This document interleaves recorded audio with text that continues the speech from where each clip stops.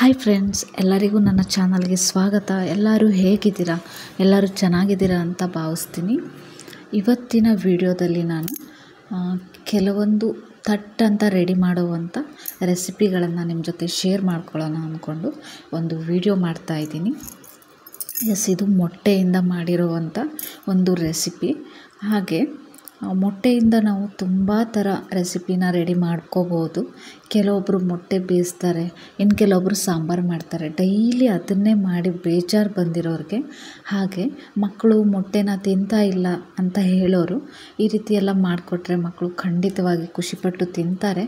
ಹಾಗೆ ಬೇಕ್ರಿ, outside junk ಫುಡ್ನ ತಿನ್ನೋರು ಅದನ್ನೆಲ್ಲ ಅವಾಯ್ಡ್ ಮಾಡಿ ಈ ರೀತಿ ಮನೇಲೇ ಸಿಂಪಲ್ಲಾಗಿ ಟೇಸ್ಟಿ ಫುಡ್ನ ರೆಡಿ ಮಾಡ್ಕೋಬೋದು. ಹಾಗೆ ನಾನು ಈ ವಿಡಿಯೋದಲ್ಲಿ ಮೊಟ್ಟೆಯಿಂದ ಅಷ್ಟೇ ಅಲ್ಲ, ಡಿಫ್ರೆಂಟ್ ಮೆಥಡಲ್ಲಿ ಚಟ್ನಿಗಳು, ಹಾಗೆ ಚಪಾತಿ, ದೋಸೆ, ಅನ್ನಕ್ಕೂ ಕೂಡ ಆಗುವಂಥ ಗೊಜ್ಜನ್ನ ಕೂಡ ನಾನು ನಿಮ್ಮ ಜೊತೆ ಶೇರ್ ಮಾಡ್ಕೋತಾ ಇದ್ದೀನಿ. ಹಾಗಾದರೆ ಇವತ್ತಿನ ವಿಡಿಯೋದಲ್ಲಿ ಯಾವ್ಯಾವ ರೀತಿ ಚಟ್ನಿ, ಗೊಜ್ಜು ಎಲ್ಲ ಇದೆ ಅಂತ ಇವಾಗ ನಾನು ವಿಡಿಯೋ ಕ್ಲಿಪ್ಪಲ್ಲಿ ತೋರಿಸ್ತಾ ಇದ್ದೀನಿ. ಹಾಗಾದರೆ ತಡ ಮಾಡೋದು ಬೇಡ.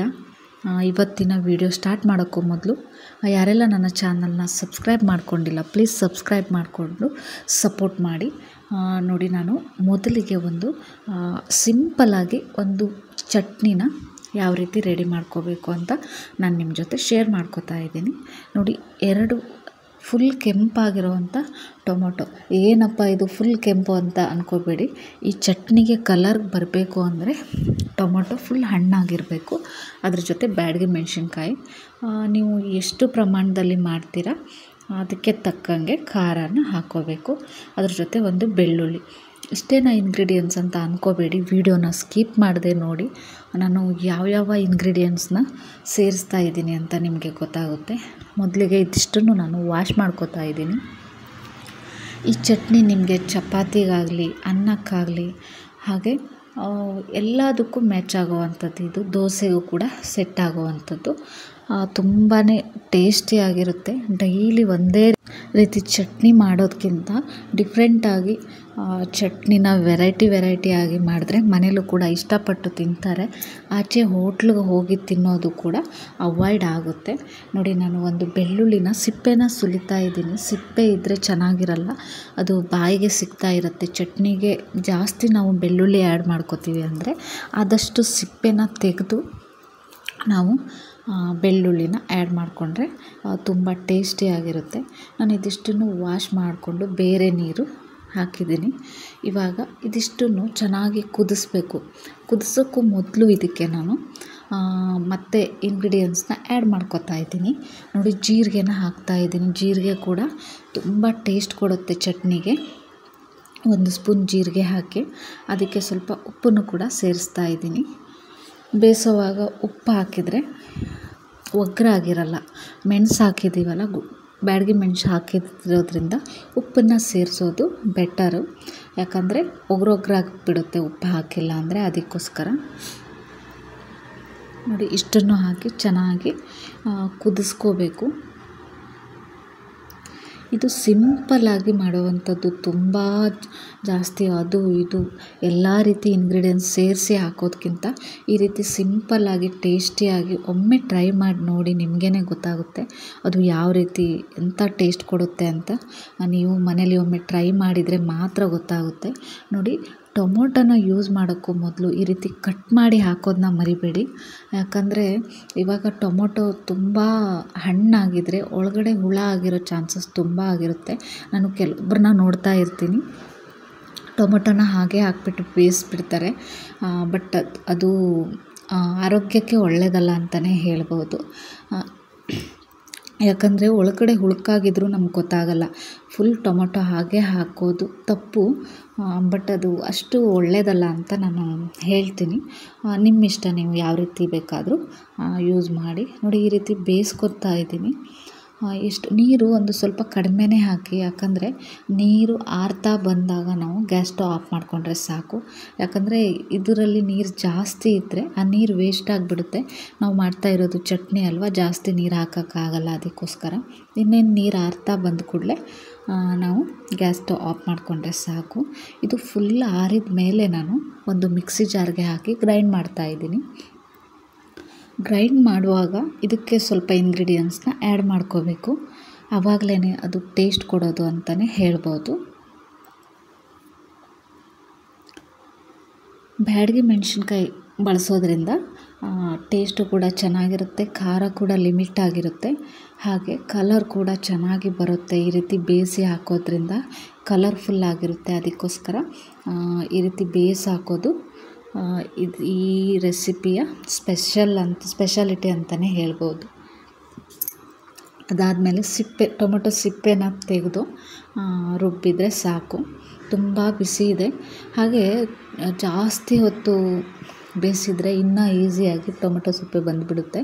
ನಾನು ಸ್ವಲ್ಪ ಬೇಗನೆ ಆಫ್ ಮಾಡಿದ್ದೀನಿ, ಯಾಕಂದರೆ ನೀರು ಆರ್ತಾ ಬಂದಿರೋದ್ರಿಂದ ನಾನು ಹಾಗೆ ಬೆಸ್ಟ್ ಆಫ್ ಮಾಡಿಬಿಟ್ಟೆ.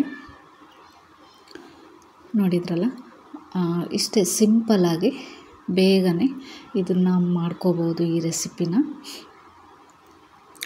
ಹಾಗೆ ಯಾರೆಲ್ಲ ಹೊಸದಾಗಿ ನನ್ನ ಚಾನಲ್ನ ನೋಡ್ತಿದ್ದೀರಾ ಪ್ಲೀಸ್ ಸಬ್ಸ್ಕ್ರೈಬ್ ಮಾಡಿ, ಹಾಗೆ ಬೆಲ್ ಐಕಾನ್ ಕ್ಲಿಕ್ ಮಾಡೋದನ್ನ ಮರಿಬೇಡಿ. ಯಾಕಂದರೆ ನಾನು ಹಾಕುವಂಥ ವಿಡಿಯೋ ನಿಮಗೆ ಬರಬೇಕು ಅಂದರೆ ಬೆಲ್ ಐಕಾನ್ ಕ್ಲಿಕ್ ಮಾಡಿದ್ರೆ ನಿಮಗೆ ಫಸ್ಟಾಗಿ ಬರುತ್ತೆ ವಿಡಿಯೋ. ಅದಕ್ಕೋಸ್ಕರ ನೋಡಿದ್ರಲ್ಲ, ಒಂದು ಮಿಕ್ಸಿ ಜಾರಿಗೆ ಹಾಕಿಬಿಟ್ಟು ಗ್ರೈಂಡ್ ಮಾಡ್ಕೊಳ್ಳಿ. ಒಂದು ಸ್ವಲ್ಪ ಉಳಿದಿರೋ ನೀರನ್ನು ನಾನು ಅದಕ್ಕೆ ಸೇರಿಸ್ತಾ ಇದ್ದೀನಿ.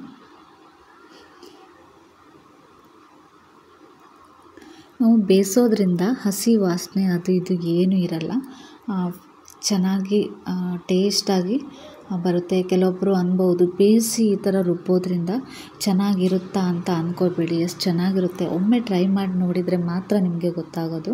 ಹಾಗೆ ಇದಕ್ಕೆ ಸ್ವಲ್ಪ ತೆಂಗಿನ ತುರಿನ ಸೇರಿಸ್ತಾ ಇದ್ದೀನಿ. ತೆಂಗಿನ ತುರಿ ಯಾಕಪ್ಪ ಅಂದರೆ ನಾವು ಬ್ಯಾಡಗಿ ಮೆಣಸಿನ್ಕಾಯಿ ಸೇರಿಸಿದ್ರಿಂದ ಸ್ವಲ್ಪ ಘಾಟು ಖಾರ ಬಂದುಬಿಡುತ್ತೆ. ಅದಕ್ಕೋಸ್ಕರ ಅದಕ್ಕೆ ತಕ್ಕಂಗೆ ಒಂದು ಹಿಡಿ ಅಷ್ಟೇ, ಒಂದು ಮುಷ್ಟಾಗುವಷ್ಟು ನಾವು ತೆಂಗಿನ ತುರಿ ಹಾಕಿದರೆ ಸಾಕು. ಅದರ ಜೊತೆ ಸ್ವಲ್ಪ ಕೊತ್ತಂಬರಿ ಸೊಪ್ಪನ್ನ ಸೇರಿಸ್ತಾ ಇದ್ದೀನಿ. ಕೊತ್ತಂಬರಿ ಸೊಪ್ಪು ಕೂಡ ಜಾಸ್ತಿಯನ್ನು ಹಾಕಲ್ಲ, ಯಾಕಂದರೆ ಕಲರ್ ಚೇಂಜ್ ಆಗಿಬಿಡುತ್ತೆ ಒಂದು, ಮತ್ತು ಕೊತ್ತಂಬರಿ ಸೊಪ್ಪು ಡೈರೆಕ್ಟ್ ಹಾಕೋದ್ರಿಂದ ಹಸಿ ವಾಸನೆ ಬರಬಾರ್ದು ಅನ್ನೋಕ್ಕೋಸ್ಕರ ನಾವು ಕೊತ್ತಂಬರಿ ಸೊಪ್ಪನ್ನ ಸ್ವಲ್ಪ ಹಾಕ್ತಾಯಿದ್ದೀನಿ. ಅದಕ್ಕೆ ಒಂದು 6-7 ಎಲೆ ಆಗುವಷ್ಟು ಕರಿಬೇವನ್ನ ಹಾಕ್ಬಿಟ್ಟು ನಾನು ಗ್ರೈಂಡ್ ಮಾಡ್ತಾಯಿದ್ದೀನಿ. ಇದನ್ನು ತೀರಾ ನುಣ್ಣಗೂ ರುಬ್ಬಾರ್ದು, ಯಾಕಂದರೆ ಇದರಲ್ಲಿ ಟೊಮೊಟೊ ಜಾಸ್ತಿ ಇರೋದ್ರಿಂದ ತೀರಾ ನುಣ್ಣಗೆ ರುಬ್ಬಿದ್ರೆ ಒಂದು ಸ್ವಲ್ಪ ಸ್ಮೂತಿ ಥರ ಅನಿಸ್ಬಿಡುತ್ತೆ. ಸ್ವಲ್ಪ ರಪ್ಪಾಗಿ ರುಬ್ಕೊಂಡ್ರೆ ಸಾಕು. ಇನ್ನೂ ಹೇಳಬೇಕು ಅಂದರೆ ನಿಮಗೆ ಯಾವ ರೀತಿ ಬೇಕೋ ಆ ರೀತಿ ಕೂಡ ಗ್ರೈಂಡ್ ಮಾಡ್ಕೋಬೋದು. ನಾನು ಒಂದು ಮೀಡಿಯಮ್ ಆಗಿ ಗ್ರೈಂಡ್ ಮಾಡಿದ್ದೀನಿ. ಒಟ್ಟಾರೆ ಮೆಣಸಿನ್ಕಾಯಿ ಇರುತ್ತಲ್ಲ, ಬೀಜಗಳು ಗ್ರೈಂಡ್ ಆಗುವಷ್ಟು ನಾನು ಗ್ರೈಂಡ್ ಮಾಡ್ಕೊಂಡಿದ್ದೀನಿ. ನೋಡಿದ್ರಲ್ಲ, ಸಿಂಪಲ್ಲಾಗಿ ಥಟ್ಟಂತ ಚಟ್ನಿ ರೆಡಿ ಆಯಿತು. ಹಾಗೆ ಇದು ಅನ್ನಕ್ಕೆ, ಹಾಗೆ ಬಿಸಿ ಅನ್ನಕ್ಕೆ ಸ್ವಲ್ಪ ತುಪ್ಪ ಹಾಕ್ಕೊಂಡು ಕೂಡ ತಿಂದರೆ ತುಂಬಾ ಚೆನ್ನಾಗಿರುತ್ತೆ. ಇಡ್ಲಿಗಂತೂ ತುಂಬಾ ಚೆನ್ನಾಗಿರುತ್ತೆ, ದೋಸೆಗೂ ಸೆಟ್ ಆಗುತ್ತೆ. ಇದನ್ನು ನೀವು ಸ್ವಲ್ಪ ಒಂದು ಚೆನ್ನಾಗಿ ಬೇಯಿಸಿ ಮಾಡಿದ್ರಿಂದ ಒಂದು 2-3 ದಿನಗಳ ಕಾಲ ಫ್ರಿಜ್ಜಲ್ಲಿ ಇಟ್ಕೊಂಡು ತಿನ್ಬೋದು. ಬಟ್ ನಾವು ಆದಷ್ಟು ಫ್ರೆಶ್ ಮಾಡ್ಕೊಂಡು ತಿಂದ್ರೇ ತುಂಬ ಒಳ್ಳೆಯದು. ಹಾಗೆ ನೆಕ್ಸ್ಟ್ ಇನ್ನೊಂದು ರೆಸಿಪಿ ಅಂದರೆ ಟೊಮೊಟೊ ಚಟ್ನಿ ಅಂತಲೂ ಹೇಳ್ಬೋದು, ಇಲ್ಲ ಟೊಮೊಟೊ ಗೊಜ್ಜು ಅಂತಲೂ ಹೇಳ್ಬೋದು. ಈ ರೀತಿ ಮಾಡಿದರೆ ತುಂಬಾ ಟೇಸ್ಟಾಗಿರುತ್ತೆ. ಹಾಗೆ ಇದು ನಮಗೆಲ್ಲರಿಗೂ ಗೊತ್ತಿರೋವಂಥದ್ದೇ ಅನ್ನೋಕ್ಕೂ ಮೊದಲು ಯಾವ ರೀತಿ ಹೇಗೆ ಮಾಡ್ತೀನಿ ಅಂತ ಒಮ್ಮೆ ನೋಡಿ. ನಿಮಗೆ ಇಷ್ಟ ಆದರೆ ಇದು ಕೂಡ ನೀವು ಮನೇಲಿ ಟ್ರೈ ಮಾಡ್ಬೋದು. ಇದು ಕೂಡ ಅಷ್ಟೇ, ಚಪಾತಿಗಂತೂ ಹೇಳಿ ಮಾಡಿಸಿರೋ ಥರ ಚೆನ್ನಾಗಿರುತ್ತೆ. ಅನ್ನಕ್ಕೂ ಹಾಗೆ ಇಡ್ಲಿ ದೋಸೆ ಎಲ್ಲದಕ್ಕೂ ಚೆನ್ನಾಗಿ ಇರುತ್ತೆ. ಈರುಳ್ಳಿನ ಆದಷ್ಟು ಚಿಕ್ಕದಾಗಿ ಕಟ್ ಮಾಡ್ಕೊಳ್ಳಿ. ಟೊಮೊಟೊಯಿಂದ ನಾವು ತುಂಬ ರೀತಿ ರೆಸಿಪಿನ ಮಾಡ್ಬೋದು. ಹಾಗೆ ಸಿಂಪಲ್ಲಾಗಿ ಜಲ್ದಿ ಆಗೋವಂಥ ರೆಸಿಪಿ. ಮತ್ತು ಒಂದು ಸರಿ ಇದನ್ನು ಮಾಡಿದರೆ ನೀವು ಮತ್ತೆ ಇದೇ ರೆಸಿಪಿನ ಮಾಡಿ ತಿಂತೀರ. ತುಂಬ ಜನ ಟೊಮೊಟೊ ಗೊಜ್ಜನ್ನ ಮಾಡ್ತಿರ್ತೀರ, ಬಟ್ ಒಬ್ಬೊಬ್ಬರು ಒಂದೊಂದು ಥರ ಮೆಥಡಲ್ಲಿ ಮಾಡ್ತಾರೆ. ಈ ಮೆಥಡಲ್ಲಿ ಮಾಡಿದರೆ ನಿಮಗೆ ಇಷ್ಟ ಆಗ್ಬೋದು, ಹಾಗೆ ತುಂಬಾ ಟೇಸ್ಟಿಯಾಗಿರುತ್ತೆ. ಈರುಳ್ಳಿನ ನಾನು 3 ಜನಕ್ಕೆ ಆಗುವಷ್ಟು ಮಾಡ್ತಾಯಿದ್ದೀನಿ. ಅದಕ್ಕೆ ಸ್ವಲ್ಪ ಕಡಿಮೆ ತೊಗೊಂಡಿದ್ದೀನಿ. ನೀವು ಬೇಕು ಅಂದರೆ ಎಲ್ಲ ಕ್ವಾಂಟಿಟಿನೂ ಡಬಲ್ ಮಾಡ್ಕೋಬೋದು. ಈರುಳ್ಳಿನ ಆದಷ್ಟು ಚಿಕ್ಕದಾಗಿ ಕಟ್ ಮಾಡ್ಕೊಳ್ಳಿ. ಜಾಸ್ತಿ ದೊಡ್ಡದಾಗಿ ಕಟ್ ಮಾಡಿದರೆ ಇನ್ನೂ ಜಾಸ್ತಿ ಹೊತ್ತು ಫ್ರೈ ಮಾಡಬೇಕಾಗುತ್ತೆ ಅಷ್ಟೇ, ಏನು ಡಿಫ್ರೆನ್ಸ್ ಇಲ್ಲ. ದೊಡ್ಡದಾಗಿ ಕಟ್ ಮಾಡಿದ್ರೆ ಚೆನ್ನಾಗಿರಲ್ಲ, ಈ ರೀತಿ ಏನಿಲ್ಲ. ನೀವು ಎಷ್ಟು ಚಿಕ್ಕದಾಗಿ ಕಟ್ ಮಾಡ್ತೀರೋ ಅಷ್ಟು ಬೇಗ ಫ್ರೈ ಆಗುತ್ತೆ, ಟೈಮ್ ವೇಸ್ಟ್ ಆಗಲ್ಲ. ಅದಕ್ಕೋಸ್ಕರ ನಾನು ಇದಕ್ಕೂ ಕೂಡ ಅಷ್ಟೇ 2 ಈರುಳ್ಳಿ ತೊಗೊಂಡಿದ್ದೀನಿ, 2 ಟೊಮೊಟೊನ ತೊಗೊಂಡಿದ್ದೀನಿ.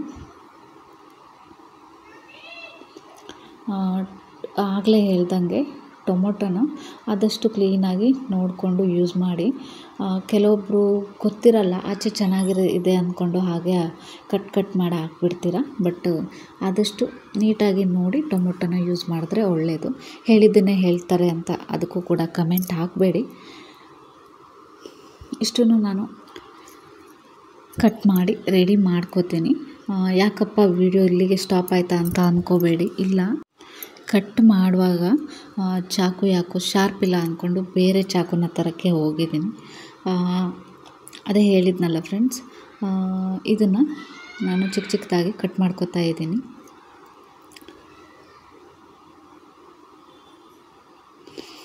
ಹಾಗೆ ನನ್ನ ಚಾನಲ್ನಲ್ಲಿ ತುಂಬಾ ವೀಡಿಯೋಸ್ಗಳಿದ್ದಾವೆ. ರೆಸಿಪಿ ಆಗಲಿ, ಹೋಮ್ ರೆಮಿಡಿ ಆಗಲಿ, ಪಿಂಪಲ್ಗಳಿಗೆ, ಹಾಗೆ ಎಲ್ಲದಕ್ಕೂ ನಾನು ತುಂಬಾ ವೀಡಿಯೋ ಅಪ್ಲೋಡ್ ಮಾಡಿದ್ದೀನಿ. ಯಾರಿಗೆಲ್ಲ ಪಿಂಪಲ್ ಪ್ರಾಬ್ಲಮ್ ಇದೆಯೋ, ಸ್ಕಿನ್ ಪ್ರಾಬ್ಲಮ್ ಇದೆಯೋ ಅವರು ಕೂಡ ನೀವು ಚೆಕ್ ಮಾಡ್ಕೋಬೋದು. ತುಂಬ ಪಿಂಪಲ್ ಹಾಗೂ ಮುಖದಲ್ಲಿ ಕಪ್ಪು ಕಲೆ ಎಲ್ಲದಕ್ಕೂ ಕೂಡ ನಾನು ಯಾವ ರೀತಿ ಅದನ್ನು ಕಡಿಮೆ ಮಾಡ್ಕೋಬೋದು ಅಂತ ವೀಡಿಯೋನ ಶೇರ್ ಮಾಡ್ಕೊಂಡಿದ್ದೀನಿ. ಹಾಗೆ ಇದನ್ನೆಲ್ಲ ಹೇಳೋಕ್ಕೆ ನೀವೇನು ಡಾಕ್ಟ್ರಾ ಅಂತ ಕೇಳಬೇಡಿ, ಇಲ್ಲ, ನನ್ನ ಮುಖದಲ್ಲಿ ಕೂಡ ತುಂಬಾ ಕಪ್ಪು ಕಲೆಗಳಾಗಲಿ ಪಿಂಪಲ್ಗಳಾಗಲಿ ಜಾಸ್ತಿನೇ ಆಗಿದ್ವು. ಅಂಥ ಟೈಮಲ್ಲಿ ನಾನು ಯಾವ ರೀತಿ ಮೆಥಡ್ನ ಫಾಲೋ ಮಾಡಿದ್ದೀನಿ, ಹಾಗೆ ಪಿಂಪಲ್ ಆದಾಗ 7 ಡೇಸಲ್ಲಿ ಯಾವ ರೀತಿ ಮುಖದಲ್ಲಿ ಎಷ್ಟೇ ಪಿಂಪಲ್ ಆಗಿರಲಿ ಏನೇ ಆಗಿರಲಿ ಅದನ್ನು ಯಾವ ರೀತಿ ಕ್ಲಿಯರ್ ಮಾಡ್ಕೋಬೇಕು ಅಂತ ಲೈವಾಗೆ ವೀಡಿಯೋಸ್ನ ಮಾಡಿ ಅಪ್ಲೋಡ್ ಮಾಡಿದ್ದೀನಿ. ಇಂಟ್ರೆಸ್ಟ್ ಇದ್ದರೆ ನಿಮಗೂ ಕೂಡ ಸ್ಕಿನ್ ಪ್ರಾಬ್ಲಮ್, ಪಿಂಪಲ್ ಪ್ರಾಬ್ಲಮ್ ಏನಾದರೂ ಇದ್ದರೆ ಹೋಗಿ ಚೆಕ್ ಮಾಡ್ಕೋಬೋದು. ಓಕೆ ಫ್ರೆಂಡ್ಸ್, ಇವಾಗ ನಾನು ಈರುಳ್ಳಿನ ಕಟ್ ಮಾಡ್ಕೊಂಡಿದ್ದೀನಿ, ಹಾಗೆ ಟೊಮೊಟೊ ಕೂಡ ಕಟ್ ಮಾಡಿಕೊಂಡು ರೆಡಿ ಮಾಡ್ಕೊಂಡಿದ್ದೀನಿ. ನೆಕ್ಸ್ಟು ಇದಕ್ಕೆ ಇನ್ನೂ ಸ್ವಲ್ಪ ಇಂಗ್ರೀಡಿಯೆಂಟ್ಸ್ನ ಆ್ಯಡ್ ಮಾಡ್ಕೋಬೇಕು. ವಿಡಿಯೋನ ಸ್ಕಿಪ್ ಮಾಡದೆ ನೋಡಿದ್ರೆ ನಿಮಗೂ ಕೂಡ ಯಾವ ಇಂಗ್ರೀಡಿಯೆಂಟ್ಸ್ನ ಆ್ಯಡ್ ಮಾಡಿದ್ದೀನಿ ಅಂತ ನಿಮಗೆ ಗೊತ್ತಾಗುತ್ತೆ. ಇದ್ರ ಜೊತೆ ಬೆಳ್ಳುಳ್ಳಿನ ಹಾಕ್ತಾಯಿದ್ದೀನಿ. ಇದಕ್ಕೂ ಕೂಡ ನಾವು ಯಾವುದೇ ಒಂದು ರೆಸಿಪಿ ಮಾಡಲಿ ಏನೇ ಮಾಡಲಿ ಬೆಳ್ಳುಳ್ಳಿನ ಸಿಪ್ಪೆ ತೆಗೆದು ಹಾಕೋದ್ರಿಂದ ಅದರ ಬಾಯಿಗೆ ಸಿಪ್ಪೆ ಥರ ಸಿಗಲ್ಲ. ಅದಕ್ಕೋಸ್ಕರ ಆದಷ್ಟು ಬೆಳ್ಳುಳ್ಳಿ ಸಿಪ್ಪೆನ ಅವಾಯ್ಡ್ ಮಾಡಿ, ಬೆಳ್ಳುಳ್ಳಿ ಸಿಪ್ಪೆ ಸಮೇತ ಒಗ್ಗರಣೆ ಟೈಮಲ್ಲಿ ಮಾತ್ರ ಹಾಕಿದರೆ ಅದು ಒಂಥರ ಫ್ಲೇವರ್ ಚೆನ್ನಾಗಿರುತ್ತೆ. ಇದು ನನ್ನ ಅನಿಸಿಕೆ. ನೀವು ಯಾವ ರೀತಿ ಅಡುಗೆ ಮಾಡ್ತೀರಾ ಅದೇ ರೀತಿಯೇ ಮಾಡ್ಬೋದು. ನೋಡಿದ್ರಲ್ಲ, ಇದಕ್ಕೆ ನಾನು ಸ್ವಲ್ಪ ಎಣ್ಣೆನ ಹಾಕಿಬಿಟ್ಟು ಸಾಸಿವೆ, ಜೀರಿಗೆ, ಅದ್ರ ಜೊತೆ ಕರಿಬೇವನ್ನ ಹಾಕ್ತಾಯಿದ್ದೀನಿ. ಇದಕ್ಕೆ ನಾನು ಹೆಚ್ಚಿಟ್ಕೊಂಡಿರೋವಂಥ ಟೊಮೊಟೊ, ಈರುಳ್ಳಿನೂ ಕೂಡ ಹಾಕಿಬಿಟ್ಟು ಫ್ರೈ ಮಾಡ್ಕೊತಾ ಇದ್ದೀನಿ. ಇದು ಆದಷ್ಟು ನುಣ್ಣಗೆ ಆಗಬೇಕು, ತುಂಬ ಸಾಫ್ಟ್ ಆಗಬೇಕು, ಅಲ್ಲಿ ತನಕ ಫ್ರೈ ಮಾಡ್ಕೊಳ್ಳಿ. ಆವಾಗಲೇ ಇದಕ್ಕೆ ಒಂದು ಟೇಸ್ಟ್ ಬರುತ್ತೆ. ಇದಕ್ಕೆ ನಾನು ಅಚ್ಚ ಖಾರದ ಪುಡಿನ ಸೇರಿಸ್ತಾ ಇದ್ದೀನಿ. 2 ಸ್ಪೂನ್ ಆಗುವಷ್ಟು ಸೇರಿಸ್ತೀನಿ. ಇದು ತುಂಬಾ ಸಿಂಪಲ್. ಹಾಗೆ ಅನ್ನಕ್ಕೆ, ಬಿಸಿ ಅನ್ನಕ್ಕೆ ತುಪ್ಪ ಹಾಕ್ಕೊಂಡು ತಿಂತಾಯಿದ್ರೆ ಇನ್ನೂ ಜಾಸ್ತಿ ಊಟ ಮಾಡ್ತೀರಾ, ಆ ರೀತಿ ಇರುತ್ತೆ ಇದು. ಅಚ್ಚ ಖಾರದ ಪುಡಿ ಹಾಗೆ ಅರಿಶಿನ ಪುಡಿನ ಹಾಕಿಬಿಟ್ಟು ಮಿಕ್ಸ್ ಮಾಡ್ಕೊತಾ ಇದ್ದೀನಿ. ಅದಕ್ಕೆ ರುಚಿಗೆ ತಕ್ಕಷ್ಟು ಉಪ್ಪು, ಇಷ್ಟನ್ನು ಸೇರಿಸ್ಬಿಟ್ಟು ಇನ್ನೂ ಸ್ವಲ್ಪ ಹೊತ್ತು ಜಾಸ್ತಿ ಫ್ರೈ ಆಗಲಿ. ಇದು ಎಷ್ಟು ಫ್ರೈ ಆಗಬೇಕು ಅಂದರೆ ಇದು ಚಟ್ನಿ ಥರ ಆಗುವಷ್ಟು ಸ್ಮೂತ್ ಆಗಬೇಕು. ಆವಾಗಲೇ ಇದಕ್ಕೆ ಟೇಸ್ಟ್ ಬರೋದು. ನೋಡಿದ್ರಲ್ಲ, ಎಣ್ಣೆ ಎಲ್ಲ ಈ ರೀತಿ ಬಿಟ್ಕೊಂಡ್ರೆ ನಮಗೆ ಬಿಸಿ ಬಿಸಿ ಅನ್ನಕ್ಕೆ ಆಗಲಿ ಚಪಾತಿಗಾಗಲಿ ಗೊಜ್ಜು ರೆಡಿ.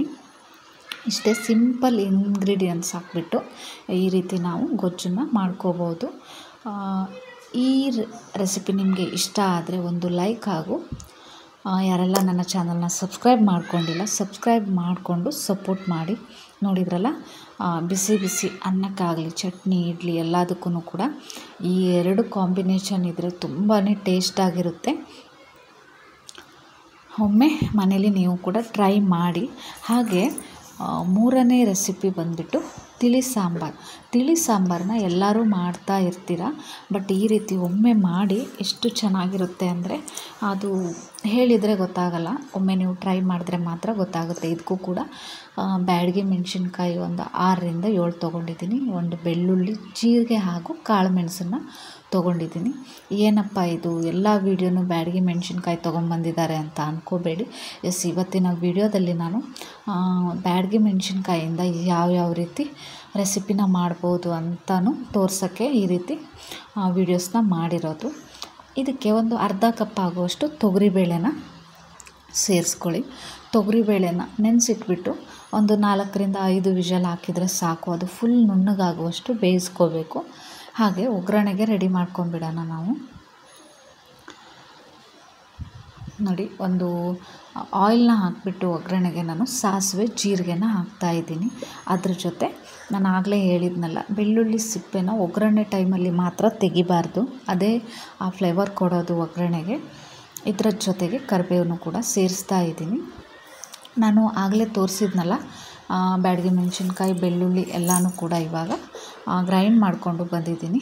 ಮೇಲೆ ತೋರಿಸಿರೋವಂಥ ಎಲ್ಲ ಇಂಗ್ರೀಡಿಯೆಂಟ್ಸ್ನ ಸ್ವಲ್ಪ ಫ್ರೈ ಮಾಡಿದರೂ ಆಗುತ್ತೆ. ಫ್ರೈ ಮಾಡಿಕೊಂಡು ನಾನು ಗ್ರೈಂಡ್ ಮಾಡ್ಕೊಂಡಿದ್ದೀನಿ. ಎಣ್ಣೆ ಹಾಕದೇ ಫ್ರೈ ಮಾಡಿ, ಆವಾಗಲೇ ತುಂಬ ಟೇಸ್ಟಾಗಿರುತ್ತೆ.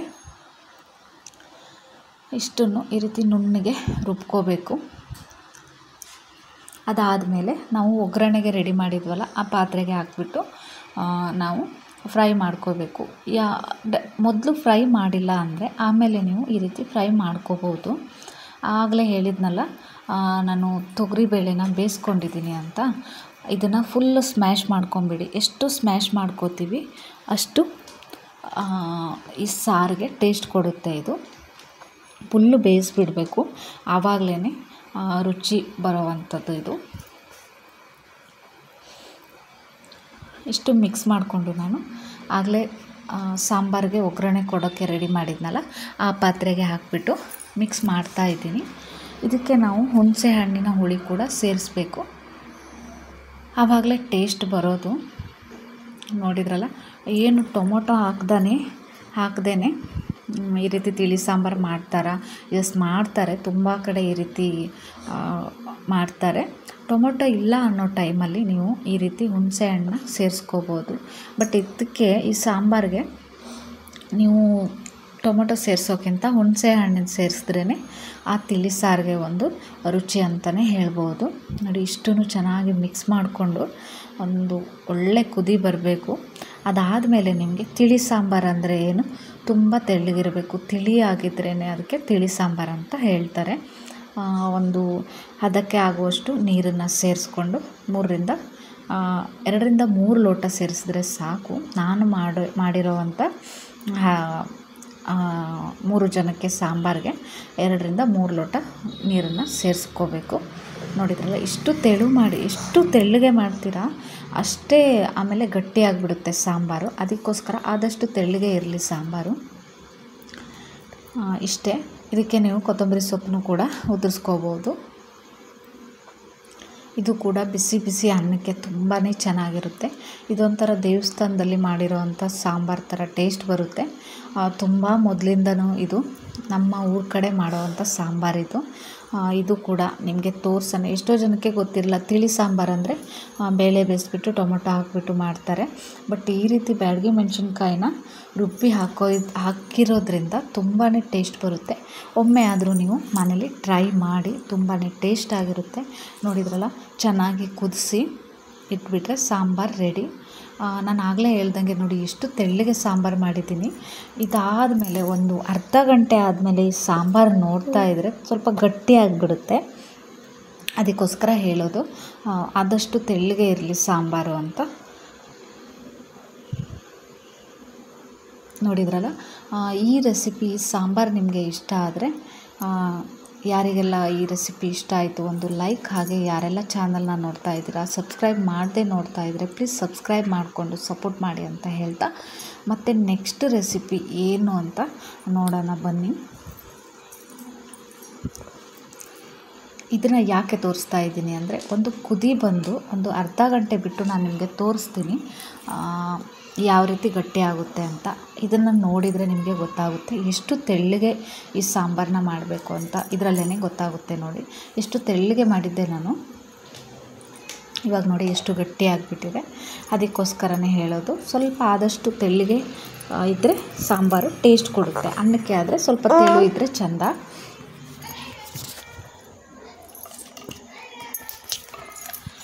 ಇದಾದಮೇಲೆ ನೆಕ್ಸ್ಟ್ ವಿಡಿಯೋ ಮೊಟ್ಟೆಯಿಂದ ಒಂದು ಇಂಗ್ರೀಡಿಯೆಂಟ್ನ ಮಾಡೋದನ್ನ ನಾನು ನಿಮಗೆ ಹೇಳ್ತೀನಿ ಅಂತ ಹೇಳಿದ್ನಲ್ಲ. ಇದು ತುಂಬಾ ಟೇಸ್ಟಿ. ಹಾಗೆ ಮನೇಲೇ ಆಮ್ಲೆಟ್ ಆಗಲಿ, ಎಗ್ ಬೇಯಿಸಿರೋದಾಗಲಿ, ಮೊಟ್ಟೆ ಸಾಂಬಾರನ್ನ ತಿಂದು ಬೇಜಾರು ಬಂದಿರೋರು ಇದನ್ನು ಒಮ್ಮೆ ಟ್ರೈ ಮಾಡಿ, ಆವಾಗ ಗೊತ್ತಾಗುತ್ತೆ ನಿಮಗೆ ಇದರ ಟೇಸ್ಟ್ ಏನು ಅಂತ. ನಾನು ಇವಾಗ 4 ಮೊಟ್ಟೆನ ತೊಗೊಂಡಿದ್ದೀನಿ. ಮೊಟ್ಟೆನ ನಾವು ಎಗ್ ವೈಟ್ ಬೇರೆ ಹಾಗೆ ಎಲ್ಲೋ ಬೇರೆ ಮಾಡ್ಕೋಬೇಕು. ಇದೇ ಇದರಲ್ಲಿ ಇರೋ, ಈ ರೆಸಿಪಿಯಲ್ಲಿ ಇರೋ ಸ್ಪೆಷಾಲಿಟಿನೇ ಇದು ಅಂತ ಹೇಳ್ಬೋದು. ನಾನು ಮೊದಲಿಗೆ ಎಗ್ ವೈಟಿಂದ ಒಂದು ರೆಸಿಪಿನ ತೋರಿಸ್ತೀನಿ ನಿಮಗೆ. ಅದಾದಮೇಲೆ ಎಗ್ ಎಲ್ಲೋನ ಬಳಸ್ಕೊಂಡು ಬೇರೆ ರೆಸಿಪಿನ ತೋರಿಸ್ತೀನಿ. ನೋಡಿ ಈ ರೀತಿ ಎಗ್ ವೈಟ್ ಹಾಗೂ ಎಲ್ಲೋನ ಬೇರೆ ಬೇರೆ ಮಾಡ್ಕೋತಾ ಇದ್ದೀನಿ ನಾನು.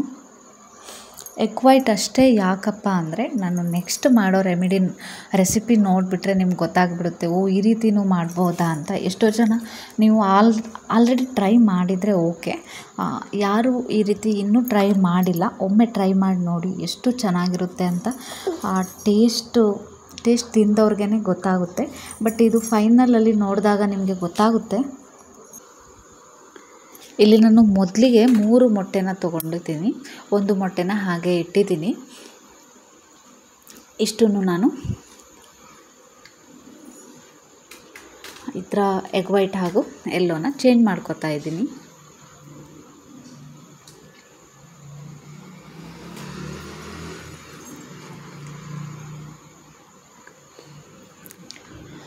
ಇದು ಒಂದು 10ರಿಂದ 15 ನಿಮಿಷಕ್ಕೆ ರೆಡಿ ಆಗೋವಂಥದ್ದು. ಬಟ್ ಸ್ಲೋ ತೋರಿಸ್ತಾ ಇದ್ದೀನಿ ಅಂದ್ಕೋಬೇಡಿ. ಎಗ್ಗು ಈ ರೀತಿ ಜಾಸ್ತಿ ಇದು ಮಾಡಿಬಿಟ್ರೆ ಎಗ್ ವೈಟ್ ಹಾಗೂ ಎಲ್ಲೋನ ಚೇಂಜ್ ಮಾಡೋಕ್ಕಾಗಲ್ಲ ಅಂತ ಅಷ್ಟೇ ನಾನು ಈ ರೀತಿ ಸ್ಲೋ ಇದು ಮಾಡಿದ್ದೀನಿ. ಎಡಿಟಿಂಗ್ ಮಾಡುವಾಗ ಸ್ಪೀಡ್ ಮಾಡಬೇಕಿತ್ತು, ಎಲ್ಲನೂ ಸ್ಪೀಡ್ ಆಗುತ್ತೆ ಅಂದ್ಕೊಂಡು ಹಾಗೆ ಹಾಕ್ಬಿಟ್ಟಿದ್ದೀನಿ. ಏನು ಅಂದ್ಕೋಬೇಡಿ. ಹಾಗೆ ನೋಡಿ ಈ ರೀತಿ ನಾನು ಎಗ್ ವೈಟ್ನ ನಾವು ಹಾಗೆ ಹಾಕೋ ಹಾಗಿಲ್ಲ, ಅದಕ್ಕೂ ಕೂಡ ಒಂದು ಪ್ರೊಸೆಸ್ ಇದೆ. ಆ ರೀತಿ ಎಗ್ ವೈಟ್ನ ಡೈರೆಕ್ಟಾಗಿ ಹಾಕಿದ್ರೆ ಮಾಮೂಲಿ ಆಮ್ಲೆಟ್ ಥರ ಆಗಿಬಿಡುತ್ತೆ. ಬಟ್ ನಮಗೆ ರೆಗ್ಯುಲರ್ ಆಗಿರೋವಂಥ ಆಮ್ಲೆಟ್ ಬೇಡ, ಸ್ಪೆಷಲ್ಲಾಗಿ ಏನಾದರೂ ಹೊಸ ರೆಸಿಪಿ ಮಾಡಬೇಕು ಅನ್ನೋರಿಗೆ, ಮಕ್ಕಳಿಗಾಗಲಿ ದೊಡ್ಡವ್ರಿಗಾಗಲಿ ಒಂದೇ ರೀತಿ ತಿಂದು ಬೇಜಾರು ಆಗಿದ್ದರೆ ಈ ರೆಸಿಪಿನ ಟ್ರೈ ಮಾಡಿ ನೀವು. ತುಂಬಾ ಚೆನ್ನಾಗಿರುತ್ತೆ. ಮಾತಿಗೂ ರೆಮಿಡಿ ಅಂತಲೇ ಬರ್ತಾಯಿದೆ. ಯಾಕಂದರೆ ನಾನು ತುಂಬ ಸಲ ಹೋಮ್ ರೆಮಿಡಿ, ಸ್ಕಿನ್ ಕೇರ್ ಆಗಲಿ ಎಲ್ಲನೂ ಶೇರ್ ಮಾಡ್ತಾ ಇದ್ನಲ್ಲ ವೀಡಿಯೋಸು, ಅದಕ್ಕೋಸ್ಕರ ರೆಮಿಡಿ ಅಂತಲೇ ಬರುತ್ತೆ. ನೋಡಿದ್ರಲ್ಲ, ಎಗ್ ವೈಟ್ನ ಈ ರೀತಿ ತುಂಬ ಹೊತ್ತು ನಾವು ಮಿಕ್ಸ್ ಮಾಡ್ಕೋಬೇಕು. ಸ್ವಲ್ಪ ಬೇಜಾರು ಅನಿಸುತ್ತೆ ಜಾಸ್ತಿ ಹೊತ್ತು ಈ ರೀತಿ ಮಿಕ್ಸ್ ಮಾಡ್ತಾ ಇರೋಕ್ಕೆ ಬೇಜಾರು. ಬಟ್ ತುಂಬ ಟೇಸ್ಟ್ ಇದು. ಹಾಗೆ ನಿಮಗೆ ನಂಬಕ್ಕೆ ಆಗಲ್ಲ, ಆ ರೀತಿ ಟೇಸ್ಟ್ ಕೊಡುವಂಥ ಸ್ಪೆಷಲ್ ಡೆಲಿಷಿಯಸ್ ಫುಡ್ ಅಂತಲೇ ಹೇಳ್ಬೋದು. ನೋಡಿದ್ರಲ್ಲ, ನಾನು ಡೈರೆಕ್ಟಾಗಿ ಜಾಸ್ತಿ ಹೊತ್ತು ಮಿಕ್ಸ್ ಮಾಡೋದನ್ನ ತೋರಿಸಲ್ಲ. ನೋಡಿ ಮಿಕ್ಸ್ ಮಾಡಿ ಒಂದು 15-20 ನಿಮಿಷನೇ ಬೇಕು. ಅಷ್ಟೊತ್ತಾದಮೇಲೆ ನಿಮಗೆ ಈ ರೀತಿ ನೊರೆ ಥರ ಕೆನೆ ಕಟ್ಟಿರೋ ಥರ ಕಾಣಬೇಕು. ಆವಾಗ ರೆಡಿ ಆಗುತ್ತೆ ನೋಡಿ ಎಗ್ ವೈಟು. ಇವಾಗ ಇದನ್ನು ನೀವು, ನಾನು ಸೈಡಲ್ಲಿ ಮೇಲ್ಗಡೆ ತೋರಿಸ್ತಾ ಇದ್ದೀನಲ್ಲ ಈ ರೀತಿ ಇವಾಗ ನಾವು ರೆಸಿಪಿ ಮಾಡ್ತಾ ಇರೋದು. ಇಷ್ಟಾದಮೇಲೆ ಇದಕ್ಕೆ ನಾನು ಸ್ವಲ್ಪ ಉಪ್ಪನ್ನು ಸೇರಿಸ್ತೀನಿ. ಎಗ್ ವೈಟ್ ಅಷ್ಟೇ ಡೈರೆಕ್ಟಾಗಿ ಹಾಕಿದ್ರೆ ಟೇಸ್ಟ್ ಸಿಗಲ್ಲ. ಅದಕ್ಕೋಸ್ಕರ ಸ್ವಲ್ಪ ಉಪ್ಪು ಹಾಗೆ ಪೆಪ್ಪರ್ ಪೌಡರನ್ನು ಸೇರಿಸ್ತಾ ಇದ್ದೀನಿ. ಇದು white pepper powder. White pepper powder ಅಂದರೆ ಮಾಮೂಲಿ ಬ್ಲ್ಯಾಕ್ ಬರುತ್ತಲ್ಲ, ಇದು ವೈಟ್ ಅಷ್ಟೇ. ನೀವು ವೈಟ್ ಪೆಪ್ಪರ್ ಪೌಡರ್ ಇಲ್ಲ ಅಂದರೆ ಬ್ಲ್ಯಾಕ್ನೇ ಸೇರಿಸ್ಕೋಬೋದು. ಬಟ್ ವೈಟ್ ಪೆಪ್ಪರ್ ಪೌಡರ್ ಸೇರಿಸೋದ್ರಿಂದ ಕಲರ್ ಚೇಂಜ್ ಆಗೋಲ್ಲ. ಯಾವ ರೀತಿ ಎಗ್ ವೈಟ್ ಇರುತ್ತೋ ಅದೇ ರೀತಿಯೇ ಇರುತ್ತೆ. ಅದಕ್ಕೋಸ್ಕರ ನಾನು ಎಗ್ ವೈಟ್ ಕಲರೇ ಪೆಪ್ಪರ್ ಪೌಡರ್ನೇ ಸೇರಿಸ್ತಾ ಇದ್ದೀನಿ. ಇಷ್ಟನ್ನು ಹಾಕಿ ಮಿಕ್ಸ್ ಮಾಡಿಕೊಂಡು ಡೈರೆಕ್ಟಾಗಿ ನಾವು ಎಗ್ ಕೇಕನ್ನ ರೆಡಿ ಮಾಡ್ಕೋಬೋದು. ಇವಾಗ ಮಿಕ್ಸ್ ಮಾಡಿ ಇಟ್ಟಿದ್ದೀನಲ್ಲ, ಇದಾದಮೇಲೆ ಒಂದು ನಿಮ್ಮ ಹತ್ರ ಸಿಂಪಲ್ಲಾಗಿ ಚಿಕ್ಕ ಪ್ಯಾನ್ ಇದ್ದರೆ ಪ್ಯಾನ್ ಮೇಲೇ ಹಾಕ್ಕೋಬೋದು. ನಾನು ಈ ರೀತಿ ಶೇಪ್ ತೊಗೊಂಡಿದ್ದೀನಿ, ಯಾಕಂದರೆ ತುಂಬ ಚೆನ್ನಾಗಿ ಕೇಕ್ ಥರನೇ ಬರುತ್ತೆ ಅಂತ ಅನ್ನೋಕ್ಕೋಸ್ಕರ ಅಷ್ಟೇ. ನಿಮ್ಮ ಹತ್ರ ಮಾಮೂಲಿ ಈ ರೀತಿ ಇಲ್ಲ ಅಂದರೆ ತವಾನೇ ತೊಗೋಬೋದು. ತವಾ ತೊಗೊಂಡ್ರೆ ಸ್ವಲ್ಪ ತೆಳು ಬಂದುಬಿಡುತ್ತೆ. ಅದಕ್ಕೋಸ್ಕರ ಇದನ್ನು ಚೆನ್ನಾಗಿ ಆಯಿಲ್ ಸವರ್ಬಿಟ್ಟು ಅದಾದಮೇಲೆ ಜಸ್ಟ್ ಡೆಕೋರೇಷನ್ಗೋಸ್ಕರ ನಾನು ಒಂದು ಟೊಮೊಟೊನ ಹಾಕ್ತಾಯಿದ್ದೀನಿ. ಬಟ್ ಇದೇ ಇದಕ್ಕೆ ಲುಕ್ ಕೊಡೋದು. ನೋಡಿದ್ರಲ್ಲ, ಒಂದು ಟೊಮೊಟೊ, ಒಂದು ಚಿಕ್ಕ ಕರಿಬೇವು ಫ್ಲೇವರ್ಗೋಸ್ಕರ ಅಷ್ಟೇ ಹಾಕಿರೋದು. ಇದಕ್ಕೆ ನೀವು ಮಿಕ್ಸ್ ಮಾಡಿರೋ ಅಂಥ ಈ ವೈಟ್ ಎಗ್ನ ಹಾಕ್ಕೊಳ್ಳಿ. ಇದನ್ನು ಯಾಕೆ ನಾನು ಗ್ಯಾಸ್ ಸ್ಟವ್ ಮೇಲೆ ಇಟ್ಟಿಲ್ಲ ಅಂದರೆ ವಿಡಿಯೋ ಮಾಡೋಕ್ಕೆ ಸರಿ ಹೋಗಲ್ಲ. ಯಾಕಂದರೆ ಚಿಕ್ಕ ಇದು ಪ್ಯಾನ್ ಇರೋದ್ರಿಂದ ಮಿಸ್ ಆದರೆ ಬಿದ್ದೋಗ್ಬಿಡುತ್ತೆ. ನೋಡಿ, ಈ ರೀತಿ ಬಿಸಿ ಬಿಸಿ ಇದ್ದರೆ ಪ್ಯಾನು ಅಲ್ಲಿನೇ ನೀಟಾಗಿ ಈ ರೀತಿ ಕ್ಲಿಯರ್ ಮಾಡ್ಕೊಳ್ಳಿ. ಅದಾದಮೇಲೆ ಸೇಮ್ ಕೇಕ್ ಯಾವ ರೀತಿ ಬನ್ ಯಾವ ರೀತಿ ಇರುತ್ತೆ ಆ ರೀತಿ ನಿಮಗೆ ಈ ಶೇಪಲ್ಲಿ ಆಮ್ಲೆಟ್ ರೆಡಿ ಆಗಿದೆ. ಇದನ್ನು ತಿರುವಾಕೋಕ್ಕೆ ಕಷ್ಟ. ಅದಕ್ಕೋಸ್ಕರ ಒಂದು ಬೌಲಿಟ್ಟು ನಾನು ಈ ರೀತಿ ತಿರುವಾಗ್ತಾ ಇದ್ದೀನಿ. ಇದನ್ನೆಲ್ಲ ಗ್ಯಾಸ್ ಹತ್ರ ಮಾಡೋಕ್ಕೆ ಕಷ್ಟ ಅನ್ನೋಕ್ಕೋಸ್ಕರನೇ ನಾನು ನಿಮಗೆ ಇದರಲ್ಲಿ ಮಾಡಿ ತೋರಿಸ್ತಾ ಇರೋದಷ್ಟೇ. ನೋಡಿದ್ರಲ್ಲ, ಸೇಮ್ ಆ್ಯಸ್ ಬನ್ ಥರನೇ ಕಾಣ್ತಾ ಇದೆ. ಇವಾಗ ಇನ್ನು ಸ್ವಲ್ಪ ಬಿಸಿ ಮಾಡ್ಕೊಳ್ಳಿ. ಬಿಸಿ ಆದಮೇಲೆ ಈ ರೆಸಿಪಿ ನೋಡ್ತಾ ಇದ್ದರೆ ವಾವ್ ಎಷ್ಟು ಚೆನ್ನಾಗಿ ಬಂತ ಅಂತ ನೀವೇ ಒಂದು ಕಮೆಂಟ್ ಹಾಕ್ತೀರಾ.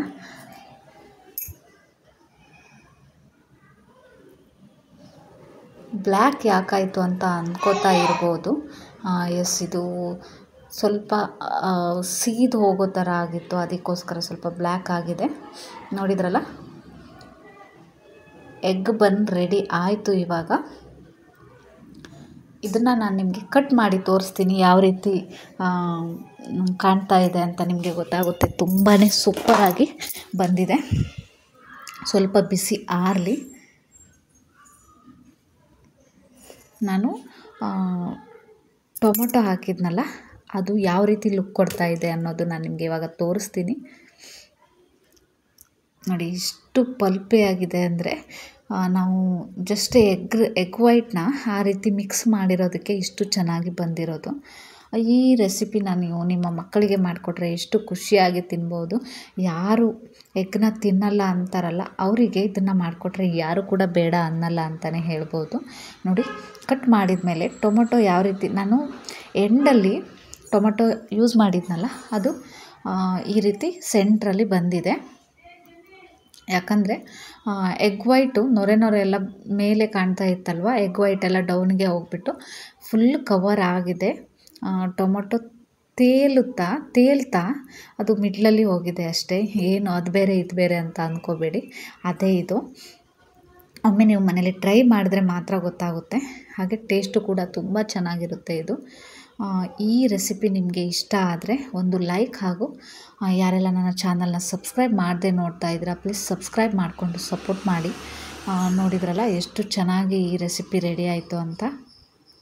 ಇದನ್ನು ತಿಂದು ನೆಕ್ಸ್ಟ್ ರೆಸಿಪಿನ ನಾನು ನಿಮಗೆ ಹೇಳ್ತೀನಿ. ನೆಕ್ಸ್ಟ್ ರೆಸಿಪಿ ಏನಂದರೆ ಎಗ್ ಎಲ್ಲೋನ ತೆಗೆದಿಟ್ಕೊಂಡಿದ್ದೀವಲ್ಲ, ಅದನ್ನು ಯಾವ ರೀತಿ ನಾನು ನೆಕ್ಸ್ಟ್ ರೆಸಿಪಿ ಮಾಡ್ತಾಯಿದ್ದೀನಿ ಅಂತ ನಾನು ನಿಮಗೆ ತೋರಿಸ್ತೀನಿ.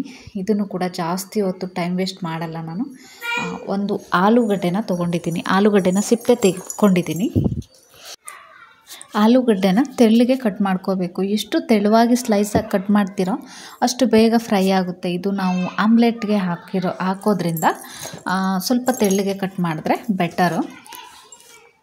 ಇದು ಕೂಡ ತುಂಬ ಟೇಸ್ಟಿ. ನಿಮ್ಮ ಮಕ್ಕಳ ಲಂಚ್ ಬಾಕ್ಸಿಗೆ ಕೂಡ ಹಾಕ್ಕೊಡ್ಬೋದು. ಅಷ್ಟು ಹೊಟ್ಟೆನೂ ತುಂಬುತ್ತೆ ಹಾಗೂ ಹೆಲ್ದಿಯಾಗಿ ಕೂಡ ಇರುತ್ತೆ. ಎಗ್ ವೈಟ್ ಎಷ್ಟು ಒಳ್ಳೆಯದು, ಎಗ್ ಎಲ್ಲೋ ಕೂಡ ಅಷ್ಟೇ ಒಳ್ಳೆಯದು. ಕೆಲವೊಬ್ಬರು ಹೇಳ್ತಾರೆ ಗ್ಯಾಸ್ಟ್ರಿಕ್ಕು ಹಾಗೆ ಹೀಗೆ ಅಂತ. ಇಲ್ಲ, ಎಗ್ ಎಲ್ಲೋ ಕೂಡ ದೇಹಕ್ಕೆ ಒಳ್ಳೆಯದೇ.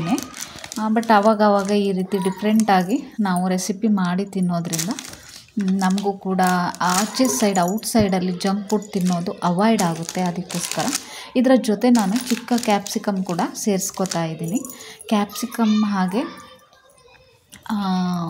ಆಲೂ, ಅದರ ಜೊತೆ ಈರುಳ್ಳಿ, ಟೊಮೊಟೊ ಇಷ್ಟನ್ನು ಸೇರಿಸ್ಬಿಟ್ಟು ನಾನು ಇವಾಗ ಬೇರೆ ರೆಸಿಪಿನ ಮಾಡ್ತಾಯಿದ್ದೀನಿ.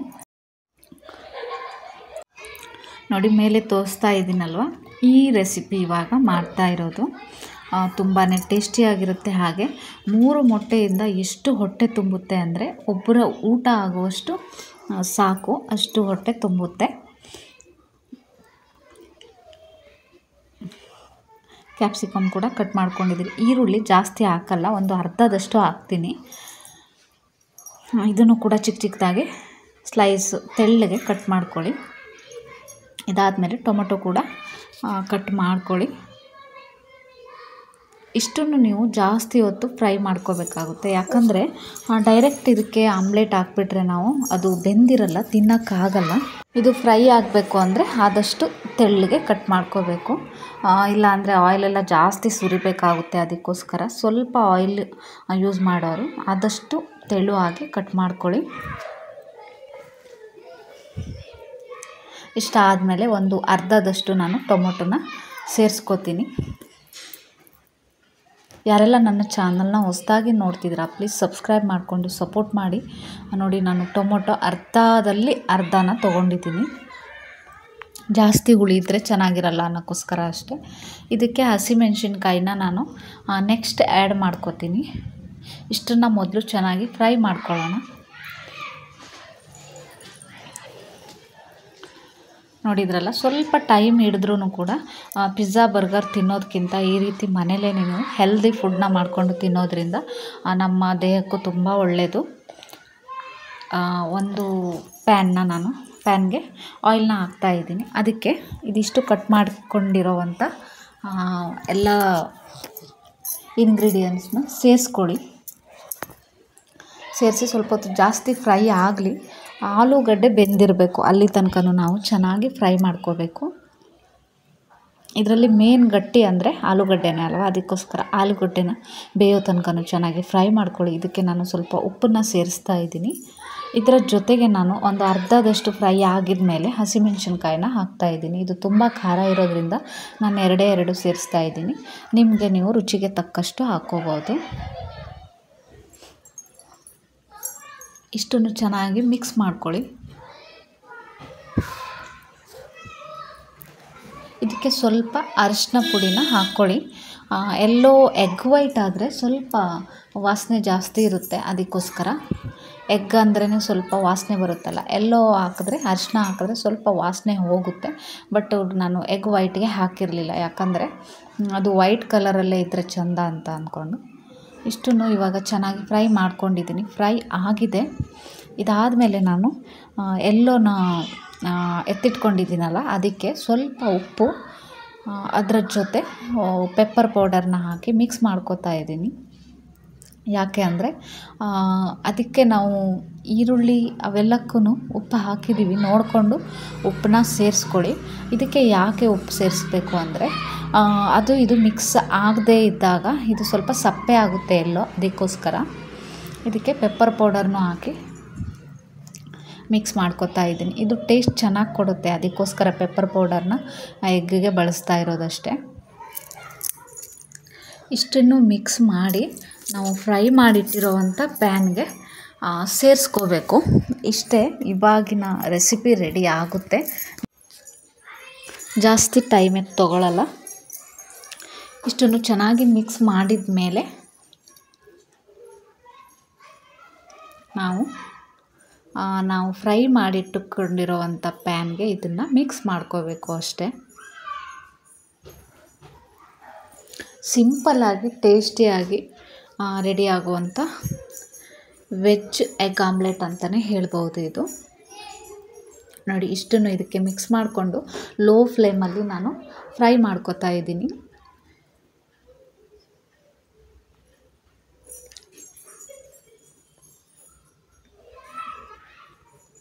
ಇಷ್ಟೇ, ನೋಡಿದ್ರಲ್ಲ, ಸ್ವಲ್ಪ ಹೊತ್ತು ಫ್ರೈ ಮಾಡಿ ಇದನ್ನು ತಿರುವಾಕ್ಕೋಬೇಕು. ಜಾಸ್ತಿ ಚೆನ್ನಾಗಿ ಫ್ರೈ ಆಗಿದ ಮೇಲೇ ತಿರುವಾಕ್ಕೊಳ್ಳಿ, ಯಾಕಂದರೆ ಕಟ್ಟಾಗಿಬಿಡುತ್ತೆ. ಇದೆಲ್ಲ ಗೊತ್ತಿರೋ ಅಂಥದ್ದೇ. ಹಾಗೆ ನಾನು ಈ ವಿಡಿಯೋ ಎಂಡಲ್ಲಿ ನಮ್ಮ ಊರಲ್ಲಿರೋ ನೇಚರ್ನ ತೋರಿಸ್ತೀನಿ. ಮಳೆಗಾಲದಲ್ಲಿ ವೆದರ್ ಯಾವ ರೀತಿ ಇರುತ್ತೆ, ಎಷ್ಟು ಚೆನ್ನಾಗಿರುತ್ತೆ ಅನ್ನೋದನ್ನ ನಿಮ್ಮ ಜೊತೆ ಶೇರ್ ಮಾಡ್ಕೊಳ್ಳೋಣ ಅಂದ್ಕೊಂಡಿದ್ದೀನಿ. ವಿಡಿಯೋನ ಎಂಡ್ ತನಕ ನೋಡಿ. ಯಾರೆಲ್ಲ ಹಳ್ಳಿ ಜೀವನನ ಇಷ್ಟಪಡ್ತೀರಾ ನೀವು ಕೂಡ ನಮ್ಮ ಊರಿನ ಸೊಬಗನ್ನು ನೋಡ್ಬೋದು. ನೋಡಿದ್ರಲ್ಲ, ಇವಾಗ ನಾನು ಈ ವೆಜ್ ಆಮ್ಲೆಟ್ನ ತಿರುವು ಹಾಕಿದ್ದೀನಿ. ರೆಡಿ ಆಯಿತು. ಈಗ ಇಷ್ಟೇ ಸಿಂಪಲ್ಲಾಗಿ ಈ ರೀತಿ ನಾವು ವೆಜ್ ಆಮ್ಲೆಟ್ನ ರೆಡಿ ಮಾಡ್ಕೋಬೋದು. ಇದು ಕೂಡ ತುಂಬಾ ಟೇಸ್ಟಿ, ಹೆಲ್ದಿ ಕೂಡ. ಡೈಲಿ ಒಂದೇ ರೀತಿ ರೆಸಿಪಿ ತಿಂದಿರೋರಿಗೆ ಈ ರೀತಿ ಒಮ್ಮೆ ಮಾಡಿಕೊಡಿ, ಮತ್ತೆ ಮತ್ತೆ ಇದನ್ನೇ ಕೇಳ್ತಾರೆ. ಇವಾಗ ವೆಜ್ ಎಗ್ ಆಮ್ಲೆಟ್ ರೆಡಿ ಆಯಿತು. ವೆಜ್ ಎಗ್ ಪಿಜ್ಜಾ ಅಂತಲೂ ಕೂಡ ಹೇಳ್ಬೋದು. ಇವಾಗ ರೆಡಿ ಆಯಿತು. ನಾನು ಇದನ್ನು ಟೇಸ್ಟ್ ಮಾಡ್ತೀನಿ. ನೀವು ಕೂಡ ಮನೇಲಿ ಒಮ್ಮೆ ಟ್ರೈ ಮಾಡಿ, ಟೇಸ್ಟ್ ಮಾಡಿ. ತುಂಬಾ ಟೇಸ್ಟಾಗಿರುತ್ತೆ. ಇದನ್ನು ನೀವು ಚೀಸ್ ಕೂಡ ಬಳಸ್ಕೊಂಡು ಮಾಡ್ಬೋದು, ಇಲ್ಲಾಂದರೆ ಸಾಸ್ಗೂ ಕೂಡ ಹಾಕ್ಕೊಂಡು ತಿನ್ಬೋದು. ತುಂಬಾ ಚೆನ್ನಾಗಿರುತ್ತೆ. ಯಾವಾಗಲೂ ನಾವು ಡೈಲಿ ಮೊಟ್ಟೆ ತಿನ್ನಬೇಕು, ಬಟ್ ತಿಂದು ಎಷ್ಟೋ ಜನ ಸ್ಕೂಲಲ್ಲಿ ಮಕ್ಕಳಿಗೆ ಮೊಟ್ಟೆ ಕೊಡ್ತಾರೆ, ಇಲ್ಲ ಬಾಣಂತಿರಿಗೆ ಮೊಟ್ಟೆ ಕೊಡ್ತಾರೆ. ಅವರು ಪ್ರೆಗ್ನೆನ್ಸಿಯಲ್ಲೆಲ್ಲ ಮೊಟ್ಟೆ ಕೊಡ್ತಾರೆ. ಬಟ್ ತಿಂದು ಏನು ತಿನ್ನೋದು ಅಂತ ತಿನ್ನಲ್ಲ, ಮನೆಯವ್ರಿಗೆಲ್ಲ ಮಾಡಾಕ್ತಾರೆ. ಅಂಥ ಟೈಮಲ್ಲಿ ಅವ್ರಿಗೆ ಸೇರ್ತಾ ಇಲ್ಲ ಅಂತ ಗೊತ್ತಾದರೆ ಈ ರೀತಿ ಎಲ್ಲ ಮಾಡ್ಕೊಳ್ಳಿ. ತಿಂತಾರೆ, ಯಾಕೆ ತಿನ್ನಲ್ಲ ಅಲ್ವಾ? ಇವಾಗ ನಾನು ಎಷ್ಟೋ ಜನ ನನ್ನ ಫ್ರೆಂಡ್ಸ್ ಸರೌಂಡಿಂಗಲ್ಲೇ ನೋಡಿದ್ದೀನಿ. ಮೊಟ್ಟೆ ತಿಂದು ಬೇಜಾರು ಬಂದಿದೆ, ಮೊಟ್ಟೆ ಬೇಡ ಅಂತ ಹೇಳ್ತಾರೆ. ಈ ರೀತಿ ಡಿಫ್ರೆಂಟಾಗಿ ಟ್ರೈ ಮಾಡಿದೆ. ಯಾರು ತಿನ್ನಲ್ಲ ಹೇಳಿ? ಎಲ್ಲರಿಗೂ ಕೂಡ ಇಷ್ಟ ಆಗೇ ಆಗುತ್ತೆ. ಇದರಲ್ಲಿ ಆಲೂಗಡ್ಡೆ ಕೂಡ ಚೆನ್ನಾಗಿ ಬೆಂದಿದೆ, ಫ್ರೈ ಆಗಿದೆ. ಕ್ಯಾಪ್ಸಿಕಮ್ ಎಲ್ಲನೂ ಕೂಡ ತುಂಬಾ ಟೇಸ್ಟ್ ಕೊಡುತ್ತೆ. ಬಿಸಿ ಇದ್ದಾಗಲೇ ತಿಂದುಬಿಡಬೇಕು, ಆವಾಗಲೇ ಅದರ ಟೇಸ್ಟ್ ಗೊತ್ತಾಗೋದು. ಇವತ್ತಿನ 4 ರೆಸಿಪಿಗಳಲ್ಲಿ ನಿಮಗೆ ಯಾವ ರೆಸಿಪಿ ಇಷ್ಟ ಆಯಿತು ಅಂತ ಒಂದು ಕಮೆಂಟ್ ಮಾಡಿ. ಹಾಗೆ ಇದೇ ರೀತಿ ಸಿಂಪಲ್ ಆಗಿರೋವಂಥ ರೆಸಿಪಿಗಳು ನನ್ನ ಚಾನಲ್ನಲ್ಲಿ ನಾನು ಅಪ್ಲೋಡ್ ಮಾಡ್ತಾ ಇರ್ತೀನಿ. ಯಾರೆಲ್ಲ ನನ್ನ ಚಾನಲ್ನ ಸಬ್ಸ್ಕ್ರೈಬ್ ಮಾಡ್ಕೊಂಡಿಲ್ಲ, ಪ್ಲೀಸ್ ಸಬ್ಸ್ಕ್ರೈಬ್ ಮಾಡಿಕೊಂಡು ಸಪೋರ್ಟ್ ಮಾಡಿ. ಹಾಗಾದರೆ ಬನ್ನಿ, ನಮ್ಮ ಊರಲ್ಲಿ ಯಾವ ರೀತಿ ವೆದರ್ ಇದೆ, ಹಾಗೆ ನಮ್ಮ ಊರಲ್ಲಿ ಯಾವ ರೀತಿ ಜೀವನ ನಡೆಸ್ತಾರೆ, ಯಾವ ರೀತಿ ಫುಡ್ಗಳು ಎಲ್ಲನೂ ತೋರಿಸ್ತೀನಿ. ಎಲ್ಲನೂ ಒಂದೇ ವಿಡಿಯೋದಲ್ಲಿ ತೋರ್ಸೋಕ್ಕಾಗಿಲ್ಲ ಅಂದರೆ ಇವತ್ತಿನ ವಿಡಿಯೋದಲ್ಲಿ ನಾನು ಒಂದು ಚಿಕ್ಕ ತುಣುಕನ್ನು ತೋರಿಸ್ತಾ ಇದ್ದೀನಿ.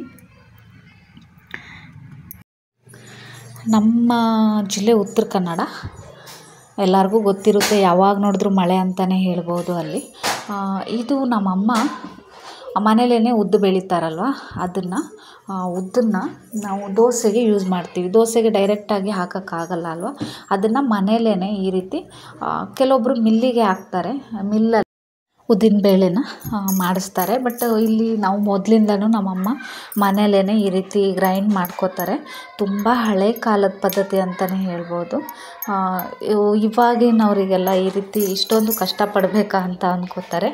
ಹಾಗೆ ಇದು ನಮ್ಮ ಅಮ್ಮ ಮನೆ ಹತ್ರ ಟೆರೆಸ್ ಮೇಲೆ ಸುತ್ತಲೂ ಮಳೆಗೆ ಎಷ್ಟು ಗ್ರೀನ್ ಆಗಿದೆ ಅಂದರೆ ತೋಟ ಎಲ್ಲ ಚೆನ್ನಾಗಿ ಬೆಳೆದಿದೆ. ನಮ್ಮಂಥವ್ರಿಗೆ ಅಪರೂಪಕ್ಕೆ ಹಳ್ಳಿ ನೋಡೋರಿಗೆ ತುಂಬ ಇಷ್ಟ ಆಗುತ್ತೆ. ಡೈಲಿ ಅಲ್ಲೇ ಇರೋರಿಗೆ ಅಯ್ಯೋ ಏನಪ್ಪ ಮಳೆ ಅಂತ ಅನಿಸುತ್ತೆ. ಎಷ್ಟೋ ಸಲ ಗದ್ದೆಗಳಿಗೆಲ್ಲ ನೀರು ಬೇಕಾಗಿರುತ್ತೆ. ಅಂಥ ಟೈಮಲ್ಲಿ ಮಳೆ ಬರಲ್ಲ.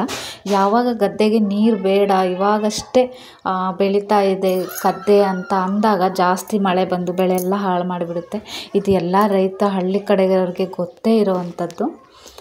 ನೋಡಿದ್ರಲ್ಲ, ಇದು ಟೆರೆಸ್ ಮೇಲಿಂದ ವ್ಯೂ ಅಂತಲೇ ಹೇಳ್ಬೋದು. ಅದಾದಮೇಲೆ ನಾನು ಊರಿಗೆ ಬಂದಿರೋ ಟೈಮಲ್ಲಿ ತುಂಬಾ ಮಳೆ, 3 ಹೊತ್ತೂ ಮನೆಯೊಳಗೆ ಇದ್ದು ಬೇಜಾರು ಬಂದುಬಿಡ್ತು. ಆಚೆ ಹೋಗೋಣ ಅಂದರೆ ನನ್ನ ಮಗ ಇನ್ನೂ ಚಿಕ್ಕವನಲ್ವ, ಮಳೆ ಅಂದ್ಕೊಂಡು ಆಚೆ ಎಲ್ಲೂ ಹೋಗೇ ಇಲ್ಲ. ಎಷ್ಟು ಬೆಚ್ಚಗಿರ್ತೀವೋ ಅಷ್ಟು ಹೆಲ್ದಿ ಆಗಿರ್ತೀವಿ ಅನ್ನೋಕ್ಕೋಸ್ಕರ ವೀಳ್ಯದೆಲೆ, ಕರಿಮೆಣಸು ಎಲ್ಲನೂ ಕೂಡ ಬೆಳೆಸಿದ್ದಾರೆ. ವೀಳ್ಯದೆಲೆ ಬಳ್ಳಿ, ನಾವು ಬೆಂಗಳೂರಲ್ಲಿ ವೀಳ್ಯದೆಲೆ ತೊಗೋಬೇಕು ಅಂದರೆ 10 ರೂಪಾಯಿಗೆ 4-5 ಕೊಡ್ತಾರೆ. ಊರಲ್ಲಾದರೆ ಇಷ್ಟು ಮರಕ್ಕೆ ಬೆಳೆಸಿರ್ತಾರೆ, ಅದೇ ಚಂದ. ಅದಾದಮೇಲೆ ಮಳೆಗಾಲಕ್ಕೆ ಸ್ಟೋರೇಜ್ ಇದು ತೆಂಗಿನಕಾಯಿ ಆಗಲಿ, ಹುಲ್ಲು, ಭತ್ತದ ಹುಲ್ಲು, ಹಾಗೆ ಮಳೆಯಲ್ಲಿ ಬಿದ್ದೋಗಿರೋವಂಥ ಬಾಳೆಗೊನೆ ಇದು. ಇನ್ನೇನು ಮಾಡೋದು ಅಂತ ತಂದು ಮೇಲೆ ಇಟ್ಟಿದ್ದಾರೆ. ಅದು ಹಣ್ಣಾಗಿದೆ, ಇನ್ನೂ ಚಿಕ್ಕದಿದ್ದಾಗಲೇ ಆ ಮಳೆಗೆ ಗಾಳಿಗೆ ಬಿದ್ದೋಗಿರೋವಂಥದ್ದು. ಇದೆಲ್ಲ ಸೌದೆ ಒಲೆಗೆ, ಬಿಸಿನೀರು ಕಾಸ್ಕೊಳ್ಳೋಕ್ಕೆ, ಅಡುಗೆಗೆ ಎಲ್ಲದಕ್ಕೂ ಇಲ್ಲಿ ಸ್ಟೋರ್ ಮಾಡಿಟ್ಟಿರ್ತಾರೆ. ಮಳೆಗಾಲ ಅಲ್ವಾ, ಆದಷ್ಟು ಬೆಚ್ಚಗಿದ್ರೆ ಅಡುಗೆ ಮಾಡೋಕ್ಕೆ ಯೂಸ್ ಆಗುತ್ತೆ ಅಂತ. ಒಂದು ಕೋಳಿ, ಆಚೆ ಎಲ್ಲ ಮಳೆ ಅಲ್ವಾ ಅದಕ್ಕೋಸ್ಕರ ಇಲ್ಲೂ ಕಟ್ಟಿದ್ದಾರೆ ಅಷ್ಟೇ. ಆಚೆ ಬಿಟ್ಬಿಟ್ರೆ ನಾಯಿ ಅಟ್ಟಿಸ್ಕೊಂಬಂದು ತಿಂದುಬಿಡುತ್ತೆ, ಕಚ್ಚಿಬಿಡುತ್ತೆ, ಅದಕ್ಕೋಸ್ಕರ. ಇದು ಮೇಲಿಂದ ಬಾವಿ, ನೆಲಬಾವಿ. ಊರ ಕಡೆ ಎಲ್ಲ ನೆಲಬಾವಿ ಜಾಸ್ತಿ. ಈ ಥರ ಇದ್ದರೆ ಮಕ್ಕಳುಗಳು ಭಯ ಆಗುತ್ತೆ. ಬಟ್ ನೆಲದಿಂದ ಒಂದು 3 ಸ್ಟೆಪ್ ಮೇಲೇ ಇದೆ. ಮೇಲಿಂದ ನೆಲಕ್ಕೆ ಸಮ ಥರ ಕಾಣಿಸ್ತಾ ಇದೆ ಅಷ್ಟೇ. ಇನ್ನೂ ಸ್ವಲ್ಪ ಹೈಟ್ ಇದೆ, ಭಯ ಇಲ್ಲ. ಆದ್ರೂ ಮಕ್ಕಳಿರೋ ಕಡೆ ಇದು ಡೇಂಜರೇ. ಇದು ನೆಕ್ಸ್ಟ್ ಕಟ್ಟಬೇಕು, ಅರ್ಥ ಮಾಡಿಟ್ಟಿದ್ದಾರಷ್ಟೇ. ಅದಾದಮೇಲೆ ಕೆಳಗಡೆ ತೋಟ. ಇದು ನಾನು ಟೆರೆಸ್ ಮೇಲೆ ನಿಂತು ವೀಡಿಯೋ ಮಾಡಿರೋವಂಥದ್ದು. ಈ ಕಡೆ ಬಚ್ಚಲ ಮನೆ, ಹಳ್ಳಿ ಕಡೆ ಎಲ್ಲ ಬಚ್ಚಲ ಮನೆ ಒಳಗಡೆ ಅಟ್ಯಾಚ್ ಆಗಿರಲ್ಲ. ಕೆಲವೊಬ್ಬರು ಅಟ್ಯಾಚ್ ಆಗಿ ಮಾಡಿಸ್ತಾರೆ. ತುಂಬ ಹಳೆ ಮನೆ ಇದ್ದರೆ ಬಚ್ಚಲ ಮನೆ ಆಗಲಿ, ಟಾಯ್ಲೆಟ್ ಆಗಲಿ ಎಲ್ಲನೂ ಮನೆಯಿಂದ ಸ್ವಲ್ಪ ದೂರ ಇಡ್ತಾರೆ. ತುಂಬ ಹತ್ತಿರ ಇಟ್ಟರೆ ಏನು ಇಷ್ಟೊಂದು ಗಲೀಜು ಅನ್ನೋ ಥರ ಹಳ್ಳಿ ಜನ. ಅದೇ ಹೇಳ್ತಾರಲ್ಲ, ಹಳ್ಳಿ ಜನ ಮುಗ್ಧ ಜನ. ಇದು ಅಮ್ಮನ ಮನೆ ಹತ್ರ ತುಳಸಿ ಕಟ್ಟೆ. ಹಳ್ಳಿ ಕಡೆ ನೋಡಿ ತುಳಸಿ ಎಷ್ಟು ದೊಡ್ಡದಾಗಿರುತ್ತೆ, ತುಳಸಿ ಮನೆಯೇ ಅಂತ ಮಾಡ್ತಾರೆ ಈ ರೀತಿ. ಅದರಲ್ಲಿ ಒಂದು ತುಳಸಿ ಗಿಡ. ಹಳ್ಳಿ ಅಂದಮೇಲೆ ಕಾಮನ್ ಆಗಿ ಮನೆ ಮುಂದೆ ಒಂದು ನಾಯಿ ಮಲ್ಕೊಂಡೇ ಇರುತ್ತೆ ಎಂಥವ್ರ ಮನೇಲಾದ್ರೂ. ಸಿಟಿ ಕಡೆ ಹಾಗಿಲ್ಲ, ದುಡ್ಡು ಕೊಟ್ಟು ನಾಯಿನ ಸಾಕ್ತಾ ಇರ್ತಾರೆ. ಇಲ್ಲಿ ನಮ್ಮಮ್ಮ ಬಟ್ಟೆ ಎಲ್ಲ ಎತ್ತಿಡ್ತಾ ಇದ್ದಾರೆ, ಹೊಸ ಬಟ್ಟೆಗಳು ನೀಟಾಗಿ ಎತ್ತಿಡ್ತಾ ಇದ್ದಾರೆ. ಅದಾದಮೇಲೆ ಅಮ್ಮನ ಮನೆ, ದೇವ್ರ ಮನೆ. ಇದು ದೇವ್ರ ಕೋಣೆ. ದೇವ್ರ ಮನೆ ತುಂಬಾ ದೊಡ್ಡದಿದೆ. ಮೊದಲೆಲ್ಲ ದೊಡ್ಡದಾಗಿ ಕಟ್ಸೋರು. ಇದು ನನ್ನ ಲಗೇಜ್ಗಳೆಲ್ಲ ಇಲ್ಲಿ ಇಟ್ಟಿದ್ದೀನಿ ಅಷ್ಟೇ. ಅದಾದಮೇಲೆ ನನ್ನ ಮಗ ಮಲಗಿದ್ದ, ಅದಕ್ಕೋಸ್ಕರ ಪುಟ್ಟ ವೀಡಿಯೋ ಮಾಡಿದ್ದೀನಿ ಅಷ್ಟೇ. ಅದಾದಮೇಲೆ ಹಳ್ಳಿ ಕಡೆ ಎಲ್ಲ ಮನೆಗೆ ಹಂಗೆ ಅಂತ ನೀರು ಬಿಡ್ತಾರೆ ಅಂದ್ಕೊಂಡು ನೀರಿನ ವ್ಯವಸ್ಥೆ ಮಾಡ್ತಾಯಿದ್ದಾರೆ, ಅದು ಇದು. ಅದಾದಮೇಲೆ ನಮ್ಮ ಮನೆ ತೋಟದ ತುದೀಲಿ ಗದ್ದೆಯಲ್ಲೆಲ್ಲ ನೀರು ತುಂಬಿಕೊಂಡಿದೆ. ಮಳೆ ಬಂದರೆ ಸಾಕು, ಇಲ್ಲೆಲ್ಲ ನೀರು ಬಂದುಬಿಡುತ್ತೆ. ಕಾಲಿಡೋಕ್ಕೆ ಜಾಗ ಇರಲ್ಲ, ಆಚೆ ಬರೋಕ್ಕಾಗಲ್ಲ. ಚಿಕ್ಕ ಮೀನುಗಳೆಲ್ಲ ಬಂದುಬಿಡುತ್ತೆ. ಬಟ್ ಹಿಡಿಯೋಕ್ಕಾಗಲ್ಲ, ಚಿಕ್ಕ ಮೀನುಗಳೆಲ್ಲ ಹಂಗೆ ಓಡಾಡ್ತಾ ಇರ್ತವೆ. ಈ ಸಾರಿ ತುಂಬ ಮಳೆ ಬಂದು ಇವಾಗ ನೀರು ಆರಿದೆ. ಆ ಮರ ಇದೆಯಲ್ಲ, ಮರ ಮುಳುಗೋವಷ್ಟು ಕೂಡ ನೀರು ಬರುತ್ತೆ. ಮರ ಮುಳುಗೋವಷ್ಟು ನೀರು ಬಂದರೆ ನಮ್ಮ ಅಂಗಳ ತನಕ ನೀರು ಬರುತ್ತೆ. ಅಂಗಳ ಅಂದರೆ ತೋಟದ ತನಕ, ತೋಟ ದಾಟಿ ಬರುವಷ್ಟು ನೀರು ಬರುತ್ತೆ. ಆವಾಗೆಲ್ಲ ಮೇಲೆ ಆ ಗುಡ್ಡ ಇದೆಯಲ್ಲ, ಗುಡ್ಡ ಸೈಡ್ ಆ ಕಡೆ ಎಲ್ಲ ಸಿಟಿ ಇದೆ, ಆ ಕಡೆ ಹೋಗಿಬಿಡ್ತಾರೆ ಮನೆ ಬೀಗ ಹಾಕ್ಬಿಟ್ಟು. ಅದಾದಮೇಲೆ ನಮ್ಮ ಅಮ್ಮನ ಕೆಲಸ ಮುಗೀತು.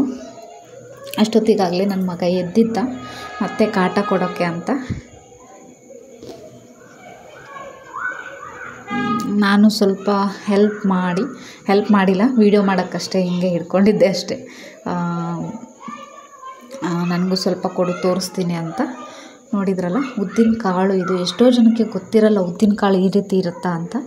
ಗೊತ್ತಿರೋರು ಇರ್ತಾರೆ, ಇಲ್ಲ ಅಂತ ಹೇಳಲ್ಲ. ಉದ್ದಿನ ಕಾಳನ್ನ ಈ ರೀತಿ ಪ್ರೊಸೆಸ್ಸಲ್ಲಿ ಹಳ್ಳಿ ಕಡೆ ಕೆಲವೊಂದು ಮನೇಲಿ ಈ ರೀತಿ ಮಾಡ್ತಾರೆ. ಕೆಲವೊಂದು ಮನೇಲಿ ರೆಡಿಮೇಡ್ ತೊಗರಿ ಉದ್ದಿನ ಬೇಳೆನೇ ತರ್ತಾರೆ. ಎಷ್ಟೋ ಸಲ ಅನಿಸುತ್ತೆ, ಇಷ್ಟೊಂದು ಕಷ್ಟಪಡಬೇಕಾ? ಇಷ್ಟೊಂದು ಕಷ್ಟಪಡೋ ಬದಲು ರೆಡಿಮೇಡಾಗಿ ಉದ್ದಿನ ಬೇಳೆ ತಂದು ದೋಸೆ ಮಾಡ್ಬೋದಲ್ಲ ಅಂತಲೇ ಅಂದ್ಕೋತೀನಿ ನಾನು. ಹಾಗೇನೂ ಕೂಡ ಹೇಳ್ತೀನಿ. ಆವಾಗ ಮನೇಲೇ ಈ ರೀತಿ ಮಾಡಿ ತಿನ್ನೋದ್ರಲ್ಲಿರೋ ಖುಷಿ ತಂದು ತಿನ್ನೋದ್ರಲ್ಲಿಲ್ಲ ಅಂತ ಹೇಳ್ತಾರೆ. ನೋಡಿ, ನನ್ನ ಮಗ ಅಂತೂ ನಾನು ಆ ರೀತಿ ತಿರುಗಿಸ್ತೀನಿ ಅಂತ ಕುಣಿತಾ ಇದ್ದ. ನೋಡಿ, ಉದ್ದಿನ ಬೇಳೆ ಇದು ಬ್ಲ್ಯಾಕ್ ಇರುತ್ತಲ್ವ, ಇದನ್ನು ನೆನೆಸಿಟ್ಬಿಟ್ಟು ಸಿಪ್ಪೆ ತೆಗೆದು ಅದಾದಮೇಲೆ ದೋಸೆ ಮಾಡ್ತಾರೆ. ಅದು ಕೂಡ ತುಂಬ ಕಷ್ಟದ ಪ್ರೊಸೆಸ್ ಅಂತಲೇ ಹೇಳ್ಬೋದು. ಪ್ರತಿಯೊಂದು ಸಿಪ್ಪೆನೂ ತೆಗಿಬೇಕು ಅಂದರೆ ಎಲ್ಲ ನೆಂದಿದ ಮೇಲೆ ಚೆನ್ನಾಗಿ ಉಜ್ಜಿ ಆ ಸಿಪ್ಪೆನ ತೆಗಿತಾರೆ. ಇನ್ನೊಂದು ವಿಡಿಯೋದಲ್ಲಿ ನಾನು ಅದನ್ನು ಶೇರ್ ಮಾಡ್ಕೊಂಡಿದ್ದೀನಿ, ನೋಡ್ಬೋದು ನೀವು ಇಂಟ್ರೆಸ್ಟ್ ಇದ್ದರೆ ಮಾತ್ರ. ಕೆಲವೊಬ್ಬರು ಅಂತ ಇರ್ಬೋದು ಇದನ್ನೆಲ್ಲ ನಮ್ಗೆ ಯಾಕೆ ತೋರಿಸ್ತೀರಾ ಅಂತ. ಇಂಟ್ರೆಸ್ಟ್ ಇದ್ದರೆ ವಿಡಿಯೋ ನೋಡಿ, ಇಲ್ಲ ಅಂದರೆ ಸ್ಕಿಪ್ ಮಾಡ್ಬೋದು. ಇದಿಷ್ಟು ಮುಗಿಯೋ ತನಕನೂ ನನ್ನ ಮಗ ನನಗೆ ಕಾಟ ಕೊಟ್ಟಿಲ್ಲ, ಯಾಕಂದರೆ ಅದು ಹೊಸ ಥರ ಏನಿದು ಅಂತ ಇಂಟ್ರೆಸ್ಟ್ ಆಗಿ ನೋಡ್ತಿದ್ದ ಅವನು. ನಮ್ಮಮ್ಮಂಗೆ ಸ್ವಲ್ಪ ಕಾಟ ಕೊಟ್ಟ ಅಂತಲೇ ಹೇಳ್ಬೋದು. ಹಳ್ಳಿ ಕಡೆ ಉಳ್ಕೊಳ್ಳೋಕ್ಕೆ ಬಂದರೆ ಒಂದು ಸ್ವಲ್ಪ ದಿನ ಓಕೆ ಅನಿಸುತ್ತೆ, ಆಮೇಲೆ ಬೇಜಾರು ಬಂದುಬಿಡುತ್ತೆ. ಈ ಮಳೆಗಾಲದಲ್ಲಿ ಹೆಂಗಪ್ಪ ಕಳೆಯೋದು ದಿನ ಅಂತ ಅನಿಸ್ಬಿಡುತ್ತೆ. ಆಲ್ರೆಡಿ ನಾನು ಬಂದು 1 ಮಂತ್ ಆಗಿತ್ತು. ಹಳೆ ವಿಡಿಯೋ ಎಲ್ಲ ಎಡಿಟ್ ಮಾಡಿಕೊಂಡು ಇವಾಗ ಕೂತಿದ್ದೆ ಅಷ್ಟೇ.